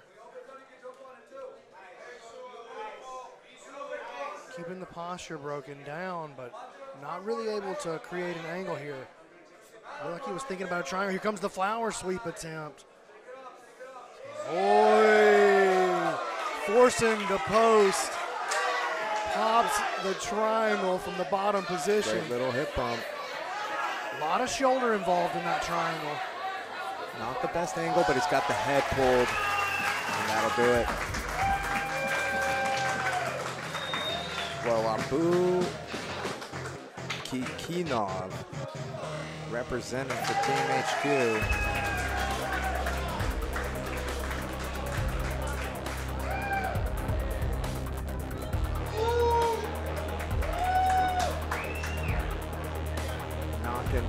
Jordan days in the first matchup. HQ looking strong tonight. Yeah, they came to play for keeps tonight. Yeah, I believe this is the best team performance, team duel performance that we've seen from HQ so far. Yeah, I would say so. You know, traditionally they haven't had the strongest performances in the team duels. You know, we've seen Las Vegas do well, we've seen Tucson do well. But HQ tonight is really putting it on, and I mean, so far, you know, Fedor Nikolov holding it down for them. Abu Kikinov looking to do the same thing, and he's going to take on, I believe that is Borzu Kamale. I believe you're right. Who's going to be the number 2 man from Oceanside in this round. Borzu, the big hero from the first round matchup, able to take out, he was the last man standing. Yes. For Oceanside, able to take out 2 opponents. Yeah, he took out Storm, Shannon, and Andy Villa in the first round from Jacksonville and was able to push it to EBIOT for his team, in which they won and were able to advance here to the finals versus HQ. And yeah, he was instrumental in that first round. Clash of heads. And, you know, that's kind of been the story so far from what we've seen from Oceanside, is they kind of, you know, in the first matchup of the day, team versus team, they went down kind of early, and they were able to rally back and win it in EBIOT, whereas HQ has shown dominance and gotten nothing but finishes. Except for the first matchup of the first round, it's been nothing but finishes for HQ. Abu getting a shot, getting stuck in a guillotine, and he's not able to jump to the opposite side because the wall's in the way, so that's going to benefit Borzu, but Borzu can't throw his legs up, so that's going to be problematic for him. Yeah, excellent work. Able to bounce his legs over to the other side. He didn't get the angle that he wanted right away, but he slowly worked himself to a good spot. Yeah, I think it's safe to say Borzu has some MMA experience. I'm going to just go out on a limb and guess that if you look on SureDog, he's on there.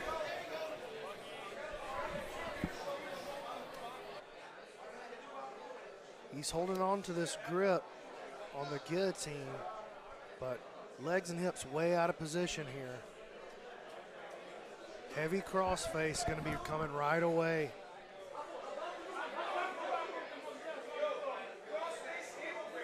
Abu electing to go north-south, releasing that crossface and Yeah, hip check. he's got a little bit of like a choking type of pressure It on. looks like he's got a Kimura There we working on go. here. Crucifix possible setup.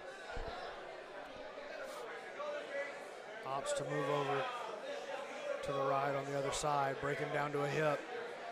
Probably going to look to attack this Kimura from here. Definitely thinking about this truck position as well. Again, the HQ students, they follow a regimented training. They see this truck position a lot, and check it out. Flowing to the Kimura, pushing across to the arm bar. I like how he threads that foot.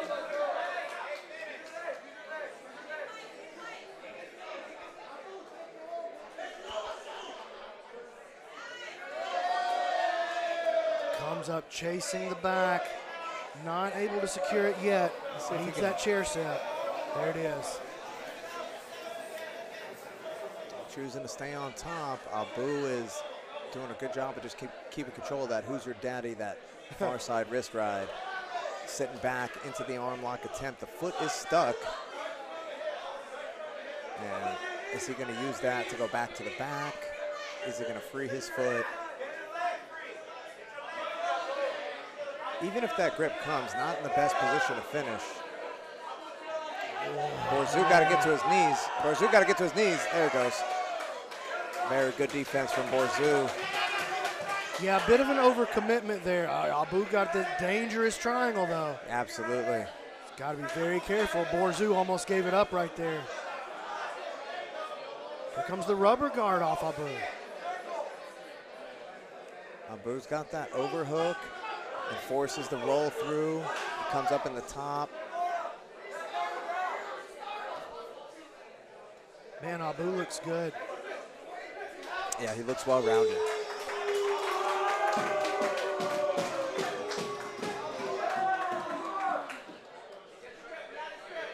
Are they saying boo or ah boo? I think that's an endearing thing that they're doing. I think they're boo. Simpsons reference for those who know. As Abu Kikidov steps back into that Kimura grip, Kimura trap. Good job keeping control of it. Sits back again to see an ultra Kimura possible. Wow, great defense. Borzou's going to find himself past the guard.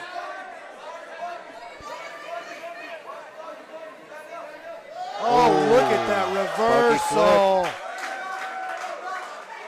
Abu in that case of Katame. He's got to flatten him out, though. Yes, a good choice. When that case falls apart, it can really fall apart. Man, I'm impressed with Borzou today. He is tough as nails. I mean, he really has no quit in him. Tough defensively.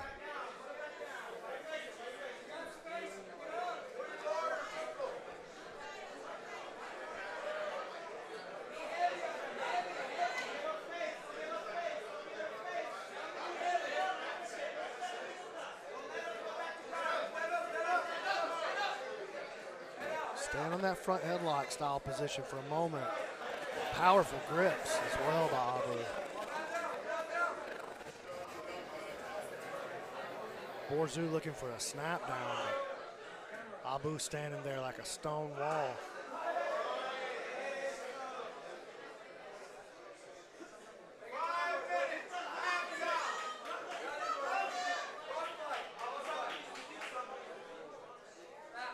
Abu thinking about that flying triangle maybe. I believe there's no flying submissions. None? I believe that is the rule. Oh, I didn't know that. I thought it was only the scissor leg. I thought we weren't supposed to jump close guard either, but I've seen Yeah, Fedor that's do it a few happened times. already. Yeah. Whoa!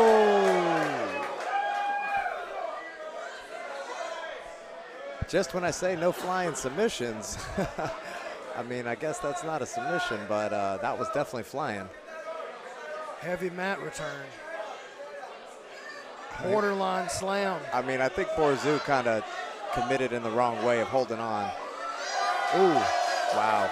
Look at that. Incredible survival.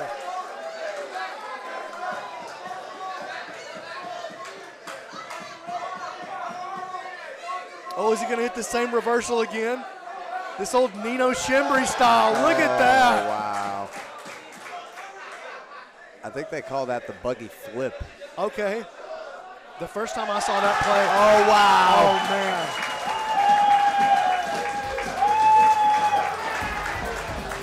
Wow. Abu.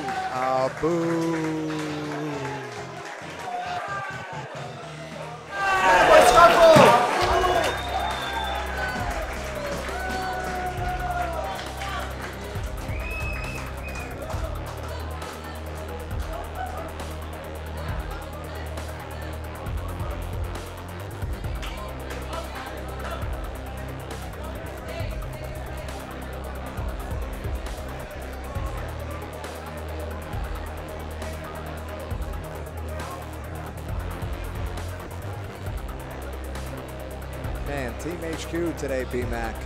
These guys are on fire. Coming together as a team. So far, they've rallied off 6 submissions in 7 matches. Yeah, looking untouchable out there right now. They've still got Abu now is taking Sam Barbosa.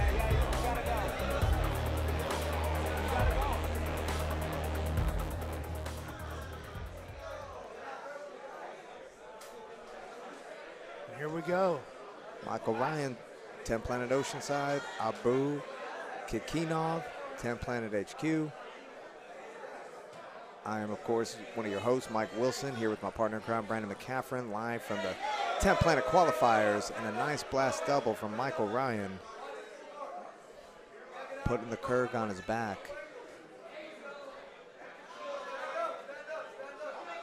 And Abu has shown that he has a dangerous guard, man, for sure. He's going to lock on this body triangle and try to squeeze him out a little bit. And look at that core from Abu. Keeping the closed guard, but Ryan authoritatively opening the closed guard and now sitting back towards the leg. Nothing going, back to the top position. DLR from Abu.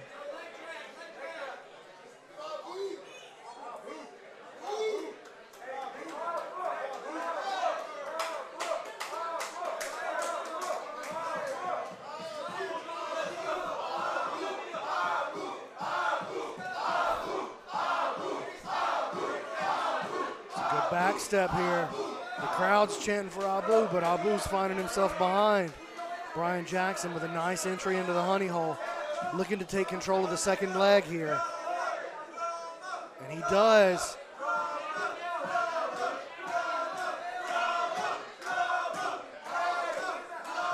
Attacks the outside heel, trying to expose the inside. Go for the heel hook inside the clover leaf. Abu just unfazed. Michael Ryan making the attempt there on the cloverleaf. I understand that they got Brian Jackson on there, but I do believe that is Michael Ryan from Oceanside. Brian Jackson, I believe, might be up next. He's a 200-pounder. Michael Ryan a bit smaller. Working on that cloverleaf attempt, not the highest percentage. I mean, personally, I'm not a big believer in that finish, but I did just see a finish in the black belt division at IBJJF Worlds today with the clover. Oh, really? Yeah, I believe that. Yeah, but I do agree with you. That it's not something. It's not the most high percentage attack right here. I think, but it is a great way to like separate the legs and get the attack that you do want. Yes. And I'm not seeing a lot of traditional defense by Abu. Oh my goodness. Whoa, man, that was aggressive. Look at that. Survives a phenomenal attacking sequence.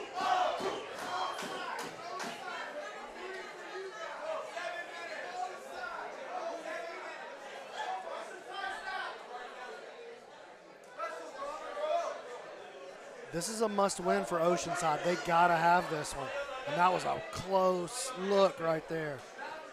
That was, but Abu had no display of emotion.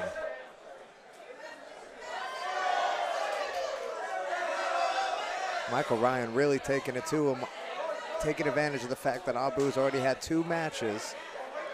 Got to be a little more fatigued. Michael Ryan looking for that Dars. Look, this is a good shot here. Abu's got his back flat. I mean, that's what you need to do. He's talking on the phone, laying flat, controlling the head with the free arm. Another strong attack there.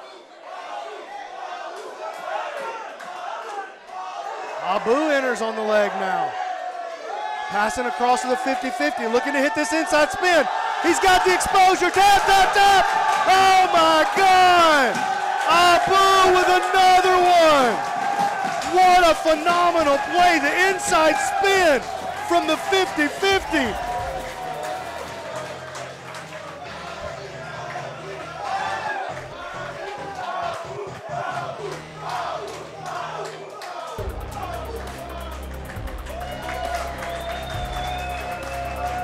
Abu Gaginov really showing out tonight. The 2 Eastern Bloc natives. One from Kyrgyzstan, one from Russia, showing out for 10th Planet HQ tonight. Immigrant mentality, one might say. These guys are out here to finish. They're out here to build their names. They're out here to elevate themselves in the jiu-jitsu world. What a performance by HQ. It's the most dominant I can ever remember in a team duel. 100%. There's no doubt about it. I've never seen them look this good in a team duel format. I don't think I've ever seen any of our teams look this good in a team duel. No, they look tremendous. You know, I would say in the past, you know, we've seen some amazing performances. Definitely seen some individual performances stand out, but as a team, they are really, really showing out today. You know, we've only seen 3 guys from HQ compete today, Brandon. That's what's crazy. Yeah, and 2 team matchups. 2 team matchups. They're blowing through it. And I tell you what, Alex Acosta, he's not playing around. No, I don't think so. I think Alex is going to look to get this finished and keep his team in the running. And to be honest, he has to, because after him, it's down to the last man. And we have HQ here still on their first. Mr. Abu Kakinov, 3 submissions thus far. Alex, very aggressive offensive player, man. We saw in his matchup with Chris Crawford. He is a very, very good leg locker. Yeah, and he's aggressive. He doesn't waste any time trying to break it. Alex coming in hot, clubbing at the head. Everyone getting a little warmed up here. 20 seconds, get down. A lot of pride on the line with these teams. I got a woman in lane. Oh, very nice. Slipping into this double underpass. Alex trying to pull the arm out. Hoping to expose that arm for a triangle. But Abu doing a good job so far. Keeping the pressure on.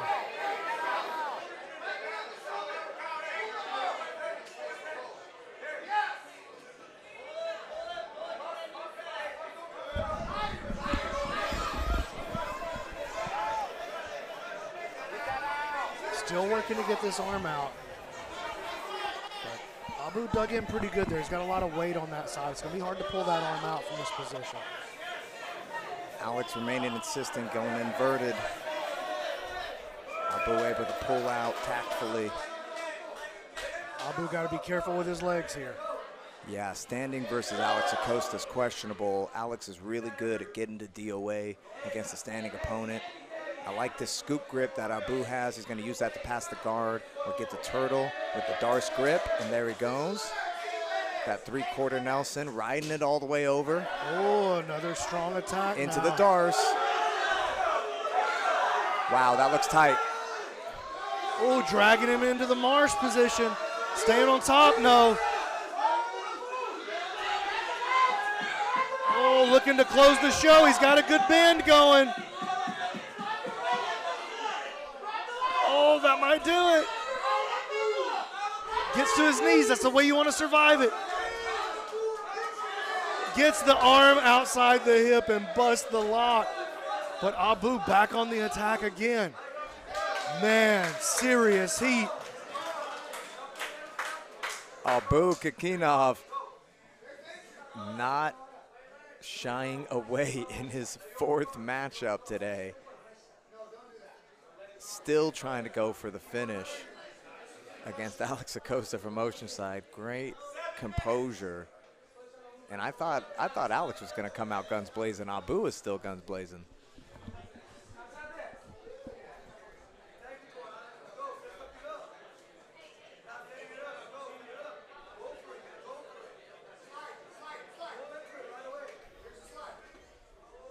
Alex tried to pull guard with it, just not comfortable with the tension he was feeling.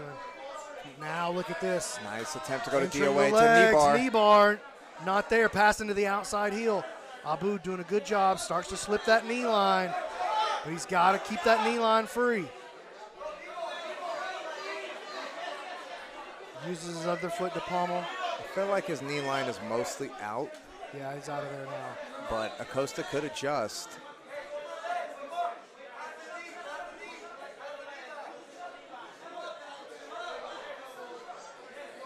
And Acosta's known to like put his own leg pretty deep in just to get a bite. Just outstanding defensive leg work by Abu. Acosta goes for the inversion. Forced a turtle to stop the pass. We see a Abu truck looking attempt. for a truck. He's got that first hook in. You can see the roll. And he's going to look for that finish. Got to be careful with his leg there. Yeah, he's got to be careful Did with his see own that hips. with Manning, and he forces it over into the truck. Oh. Looking for the calf slice. Alex Acosta able to maintain a stretched leg and free himself. And on a leg of his own now. Abu looking for the counter toe hold. That toe hold is wouldn't be impossible to finish, but he's going to have to step forward with his positioning a little bit. He starts to put a bend in that leg. It's starting to get a little bend in the foot. Alex doing a great boot. And Acosta's so interesting in that he puts his leg in so deep to get a bite in a 50-50. Oh, little wrestle up. And right what Alex Acosta wanted. Play.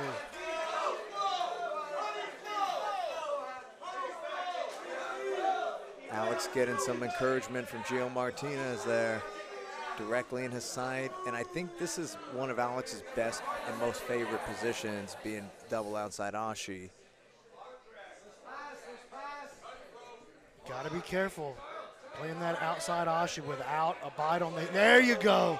Without a bite on the heel can be dangerous, man. A lot of guys get their back taken like that or get smashed down into the floor and get mounted.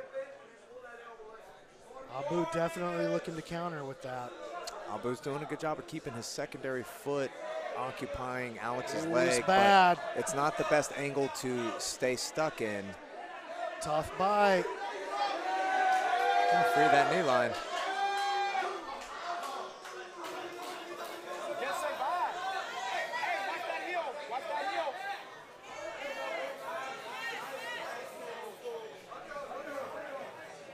Nice mini stop. Lockdown from the bottom position from Abu. Working himself into an electric chair sweep. Wow, and he's got Alex Coaches stretched. Passes over to the other side. Nice work by Acosta. Might see a surviving. Pass with an underhook. We might see this stoner sweep right here. Eddie Bravo, of course, famously hit this on Hoyler Gracie, passing him back across to the electric chair position.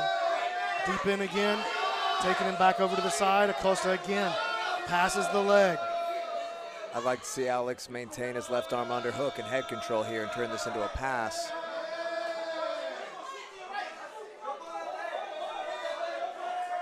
That little hand-to-face action.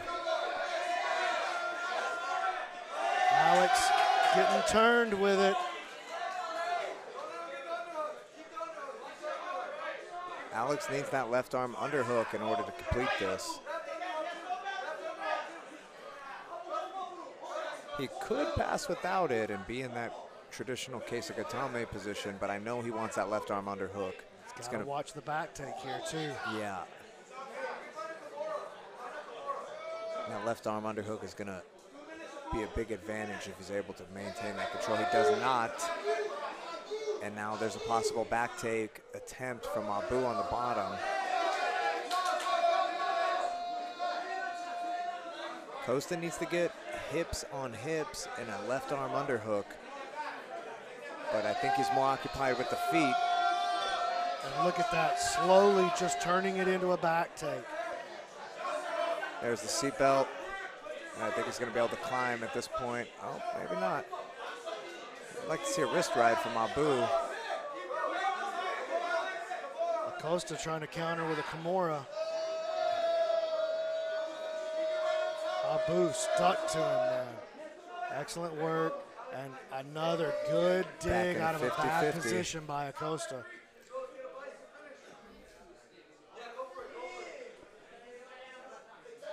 Can Acosta finish in the 50-50? You know, we saw a war with Chris Crawford in this position the whole time. Good separation of the feet here. I like what Acosta's doing. He's keeping the secondary leg out of play. He's going to threaten with a toe hold in order to release the grip. Now he's going to pummel. Gotta watch yourself here if you're Abu. Yeah, interesting grip defense by Abu. I'm not sure I've seen that particular defense with both hands on your own foot. Very Gio Martinez. Very. But it seems like it's going to get separated from that side, and he does. Oh, to the outside heel. This could be trouble. And this is where Alex Acosta likes to be. Oh, my goodness. That's a deep bite and a lot of bend. That's a lot of bend in the leg still. Oh my goodness. Abu immediately looking to counter. 10 seconds left. And I think we might see this one end in a draw. Wow, Abu pulls 4 off the board. I think we'll finally see some more of this HQ team.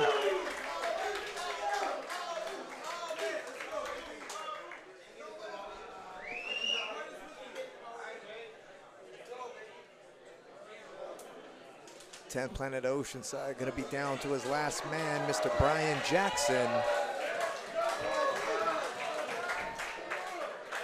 10th Planet HQ is going to be on their second competitor for the team in the second round, the finals. And I believe that'll be Mr. Jay Garber, brown belt from HQ. And this is really it for Oceanside right here, B-Mac. I mean, if they don't keep this going, if Brian Jackson cannot defeat Jay Garber, that's going to be it. Yeah, we're right down to the end here. Jackson wasting no time getting this match to the floor.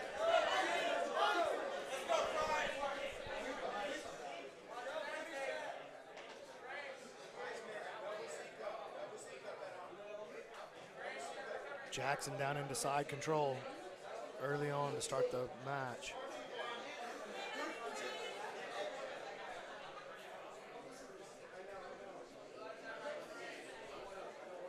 Garber trying to build good frames. He's got the forearm in on the throat, but not able to keep Brian Jackson from putting the weight down on him. Nice. Finally gets that knee back inside, creates some space.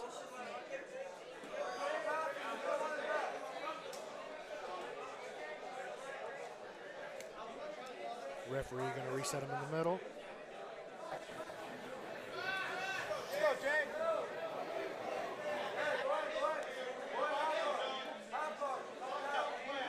Jackson wants to get in here and pass low. Garber playing the lockdown. But position being dominated right now by Jackson. Yeah, Jackson using his weight, using his size advantage here. That. And he's also under a tremendous amount of pressure, being the last guy on the team versus the second from HQ. I mean, he's got to run the gauntlet for his squad if they're going to have any chance. Yeah, he has to do what Fedor just did. Absolutely.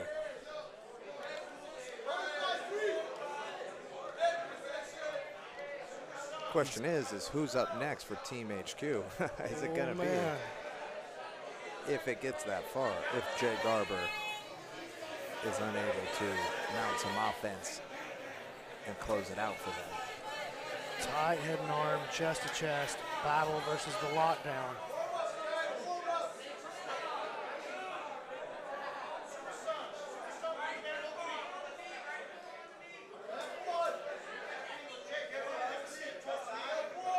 Jackson looking to create some space.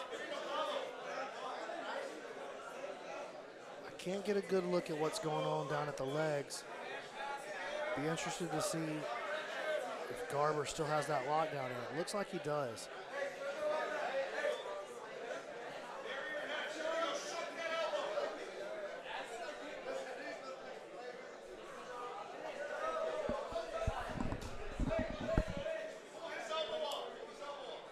Jackson moving into his twister pass.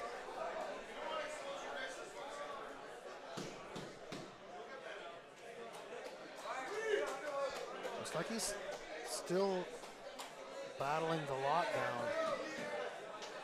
That just makes everything hard. I mean, without clearing that lockdown, that's just like trying to wrestle with somebody while they've got a 2-on-1. Like, yeah. I mean, you can do good wrestling while you're under control, but you are under control. Right, and with that, Jackson using the knee push to free it. Not my favorite way to escape lockdown, but you know, a no-gi, sometimes I think you get away with that a little bit more versus, you know, guys who wear the gi pants or, God forbid, you're training in the gi. I say that as a reformed gi guy. and I also train judo now, so I still train in the gi, but we like the action of no-gi here at 10th Planet. Garber back to the feet. Wants to test his luck up here a little bit. Didn't really feel like he had anything cooking with his guard. Yeah, and I think, you know, Garber, pulls into an omoplata by Jackson. Like, that was a guard pull right into an omoplata. Yeah, interesting play. Garber ends up on top of the closed guard with it. Yeah, and Garber's got nothing really to lose here. I mean, his team's up big. He's the second guy out of 5. Oceanside's down to their last man, so he can just kind of cruise here. And if it's a draw, his team wins. And if he loses going for it, it's not really a big detriment to his team. So strategy-wise, you know, I'm interested to see how he's going to play this, the remainder of this round.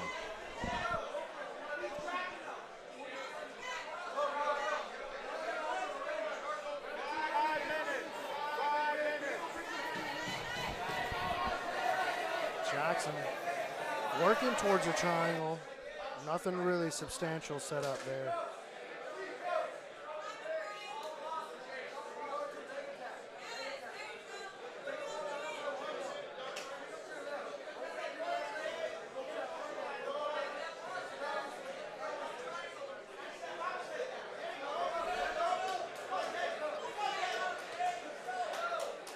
Jackson back to the feet now.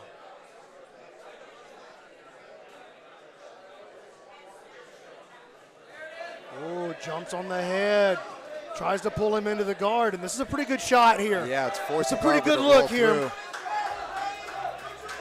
He's going to get that mic. Wow.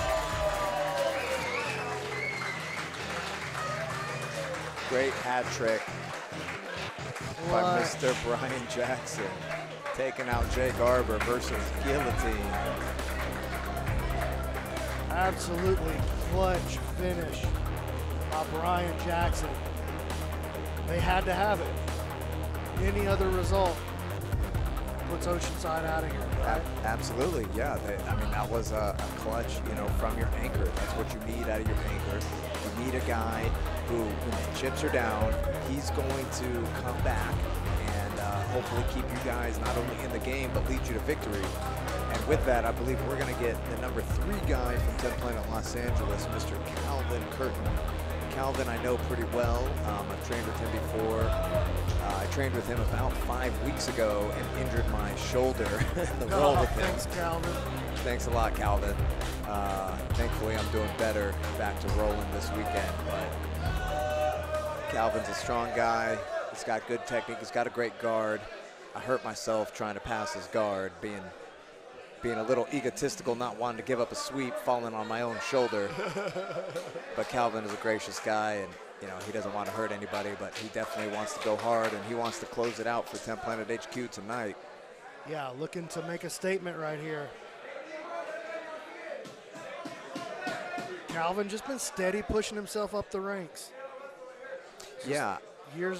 Just years now. Yeah, he's been a long-term guy. I know he lives here in the downtown LA area.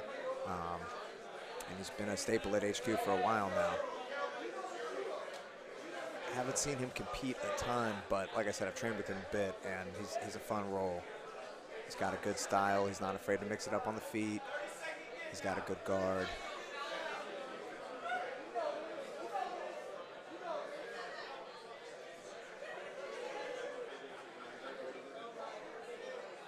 Jackson using his size and that Thai-style clinch. Looking to maybe set up a big reaction with the foot sweep, Dayashi Harai. Gonna end up with this get down roll taking place here. And here it comes. It's gonna have him call the position. Calvin's gonna take the top. We're starting that butterfly double under position. And I mean, to be honest, I kind of feel like this favors the bottom guy a little bit. It can. I mean, I love butterfly double unders. That's my jam. I do feel like you got to get him up as soon as possible. Otherwise, they're going to be able to break their feet back. Uh-oh. I think there was a knee injury there, possibly, from Brian Jackson. I feel like he hurt his left knee trying to re-guard. From the butterfly guard. Yeah, like he was trying to re-guard. And Calvin, like, kind of broke his hips over that butterfly guard and resulted in knee injury. I'm pretty sure his knee is hurt because he seems to be, like, just kind of touching it and favoring it when he can. So I wonder if that's going to play a big factor and if we're going to see a finish from Calvin. He's in that quarter guard still, so maybe Brian Jackson did shake it off. About to pass. Relentless forward movement from Calvin, just constantly stealing real estate. Yeah, from Calvin the minute Curtin. that he found himself on top. He's setting up an S mount for a moment. Looked like he might go mount a triangle with the wrist pin to the chest. Let's see how this unfolds. And yep, he is going for that attempt at least. Brian Jackson fighting back to his feet, keeping frames in. He seems to be moving around okay. It seems like perhaps the air is a little thick in here, B-Mac, and it's a little tough to catch your breath at times. Maybe that's just my imagination. A home field advantage for HQ. 100% home field advantage. Brian Jackson. Little flying guillotine attempt. Hey. Little Dayashi attempt from Calvin. Getting the movement going, which is nice. Nice underhook. Guys back their feet out, their hips out a little too far. Kind of negates that. I think we're going to be approaching the get down clock once again. Got to see a little more. I know Brian's tired, but I got to see a little more urgency from him. All the onus is on him. He has to win this match. He can't let it go to draw. No, absolutely. And I know, dude, I know he's exhausted. And I'm saying that from the sidelines over here, fully aware. But if he doesn't get something cooking. Oh, and he does get something cooking. Able to get the turn, put Calvin on his back, using that butterfly guard. How to use a little bit of explosion there to make it happen. Yeah, and you know what? You got to go for broke because you're the last man. I think he shook off that knee injury, and I think he's making every attempt he can to bring this closer into his team, man. Let's see how Calvin chooses to play this guard. I think we'll try to see him pull him into the rubber guard.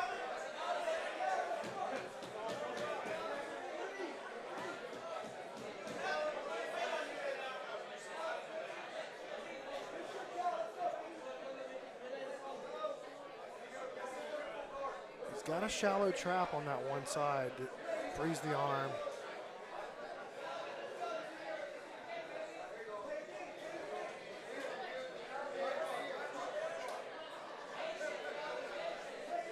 Jackson heavy with his hips, keeping his hips pretty far back, not really allowing Calvin to create any kind of big off-balancing moments for him.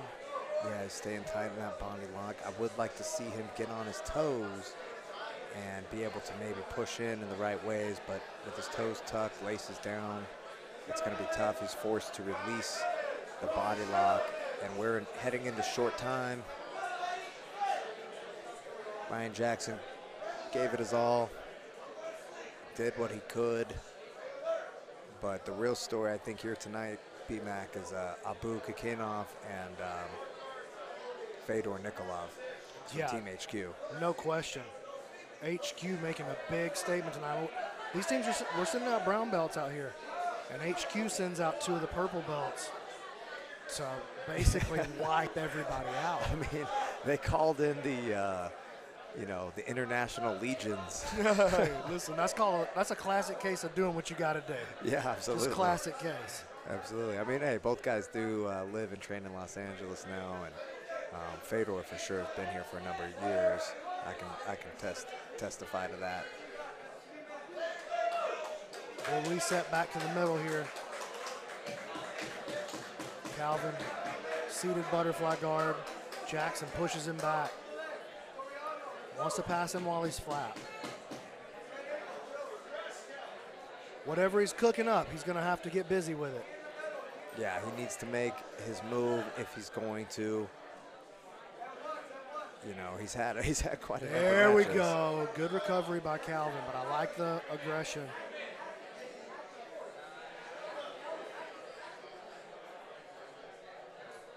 Yeah, like I said, Calvin's got great guard retention. He's tough. He's got good butterfly. Once again, Brian Jackson in that body lock pass attempt, but you know he's not got his toes dug into the mat. He's got his laces down, and then any sort of off balance from the bottom player is going to force you to release that grip. So 3 minutes remaining. A little bit more time than I realized was on the clock, but The pressure builds with every passing second for Brian Jackson to be forced to go for broke. If he's got a setup in the bag, the time for the setup is now. yeah, you got to start spending it. I mean, you're sub 3 minutes. You don't want to wait for the last 60 seconds or 30 seconds because it's really going to be tough. You know, defensively, Calvin just needs to hold on and his team wins. So I don't expect to see any big risks coming from him. Brian tried to jump on the head.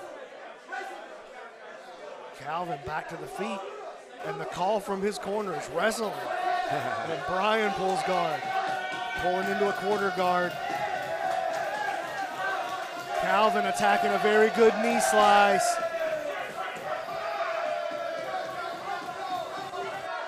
And he wants to close the show in style for HQ.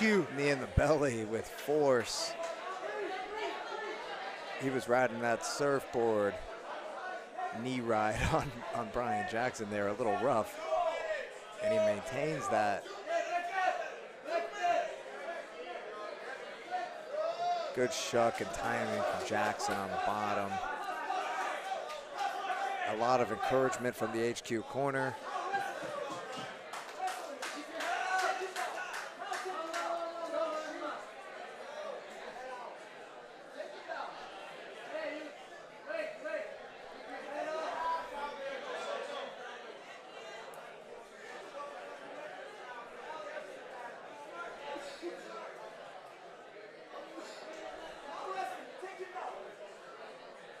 You can hear Calvin's corner. They're screaming for him to play offense here. They want to see him get out there and utilize the wrestling that he's been working on in practice. Oh, definitely. You know, you want to win when you're on a team, but you want to win, like you said earlier, with style.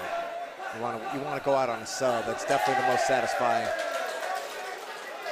Overwhelming passing from Calvin. Jackson is on his heels with the pressure on.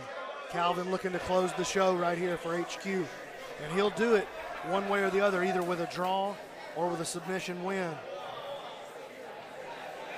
Brian has to get the submission. It's starting to look grim as Calvin continues to positionally move up the ladder. Looking for the back take. Kimura trap. Jackson refusing, ripping his arm out. Created a good angle there. Absolutely.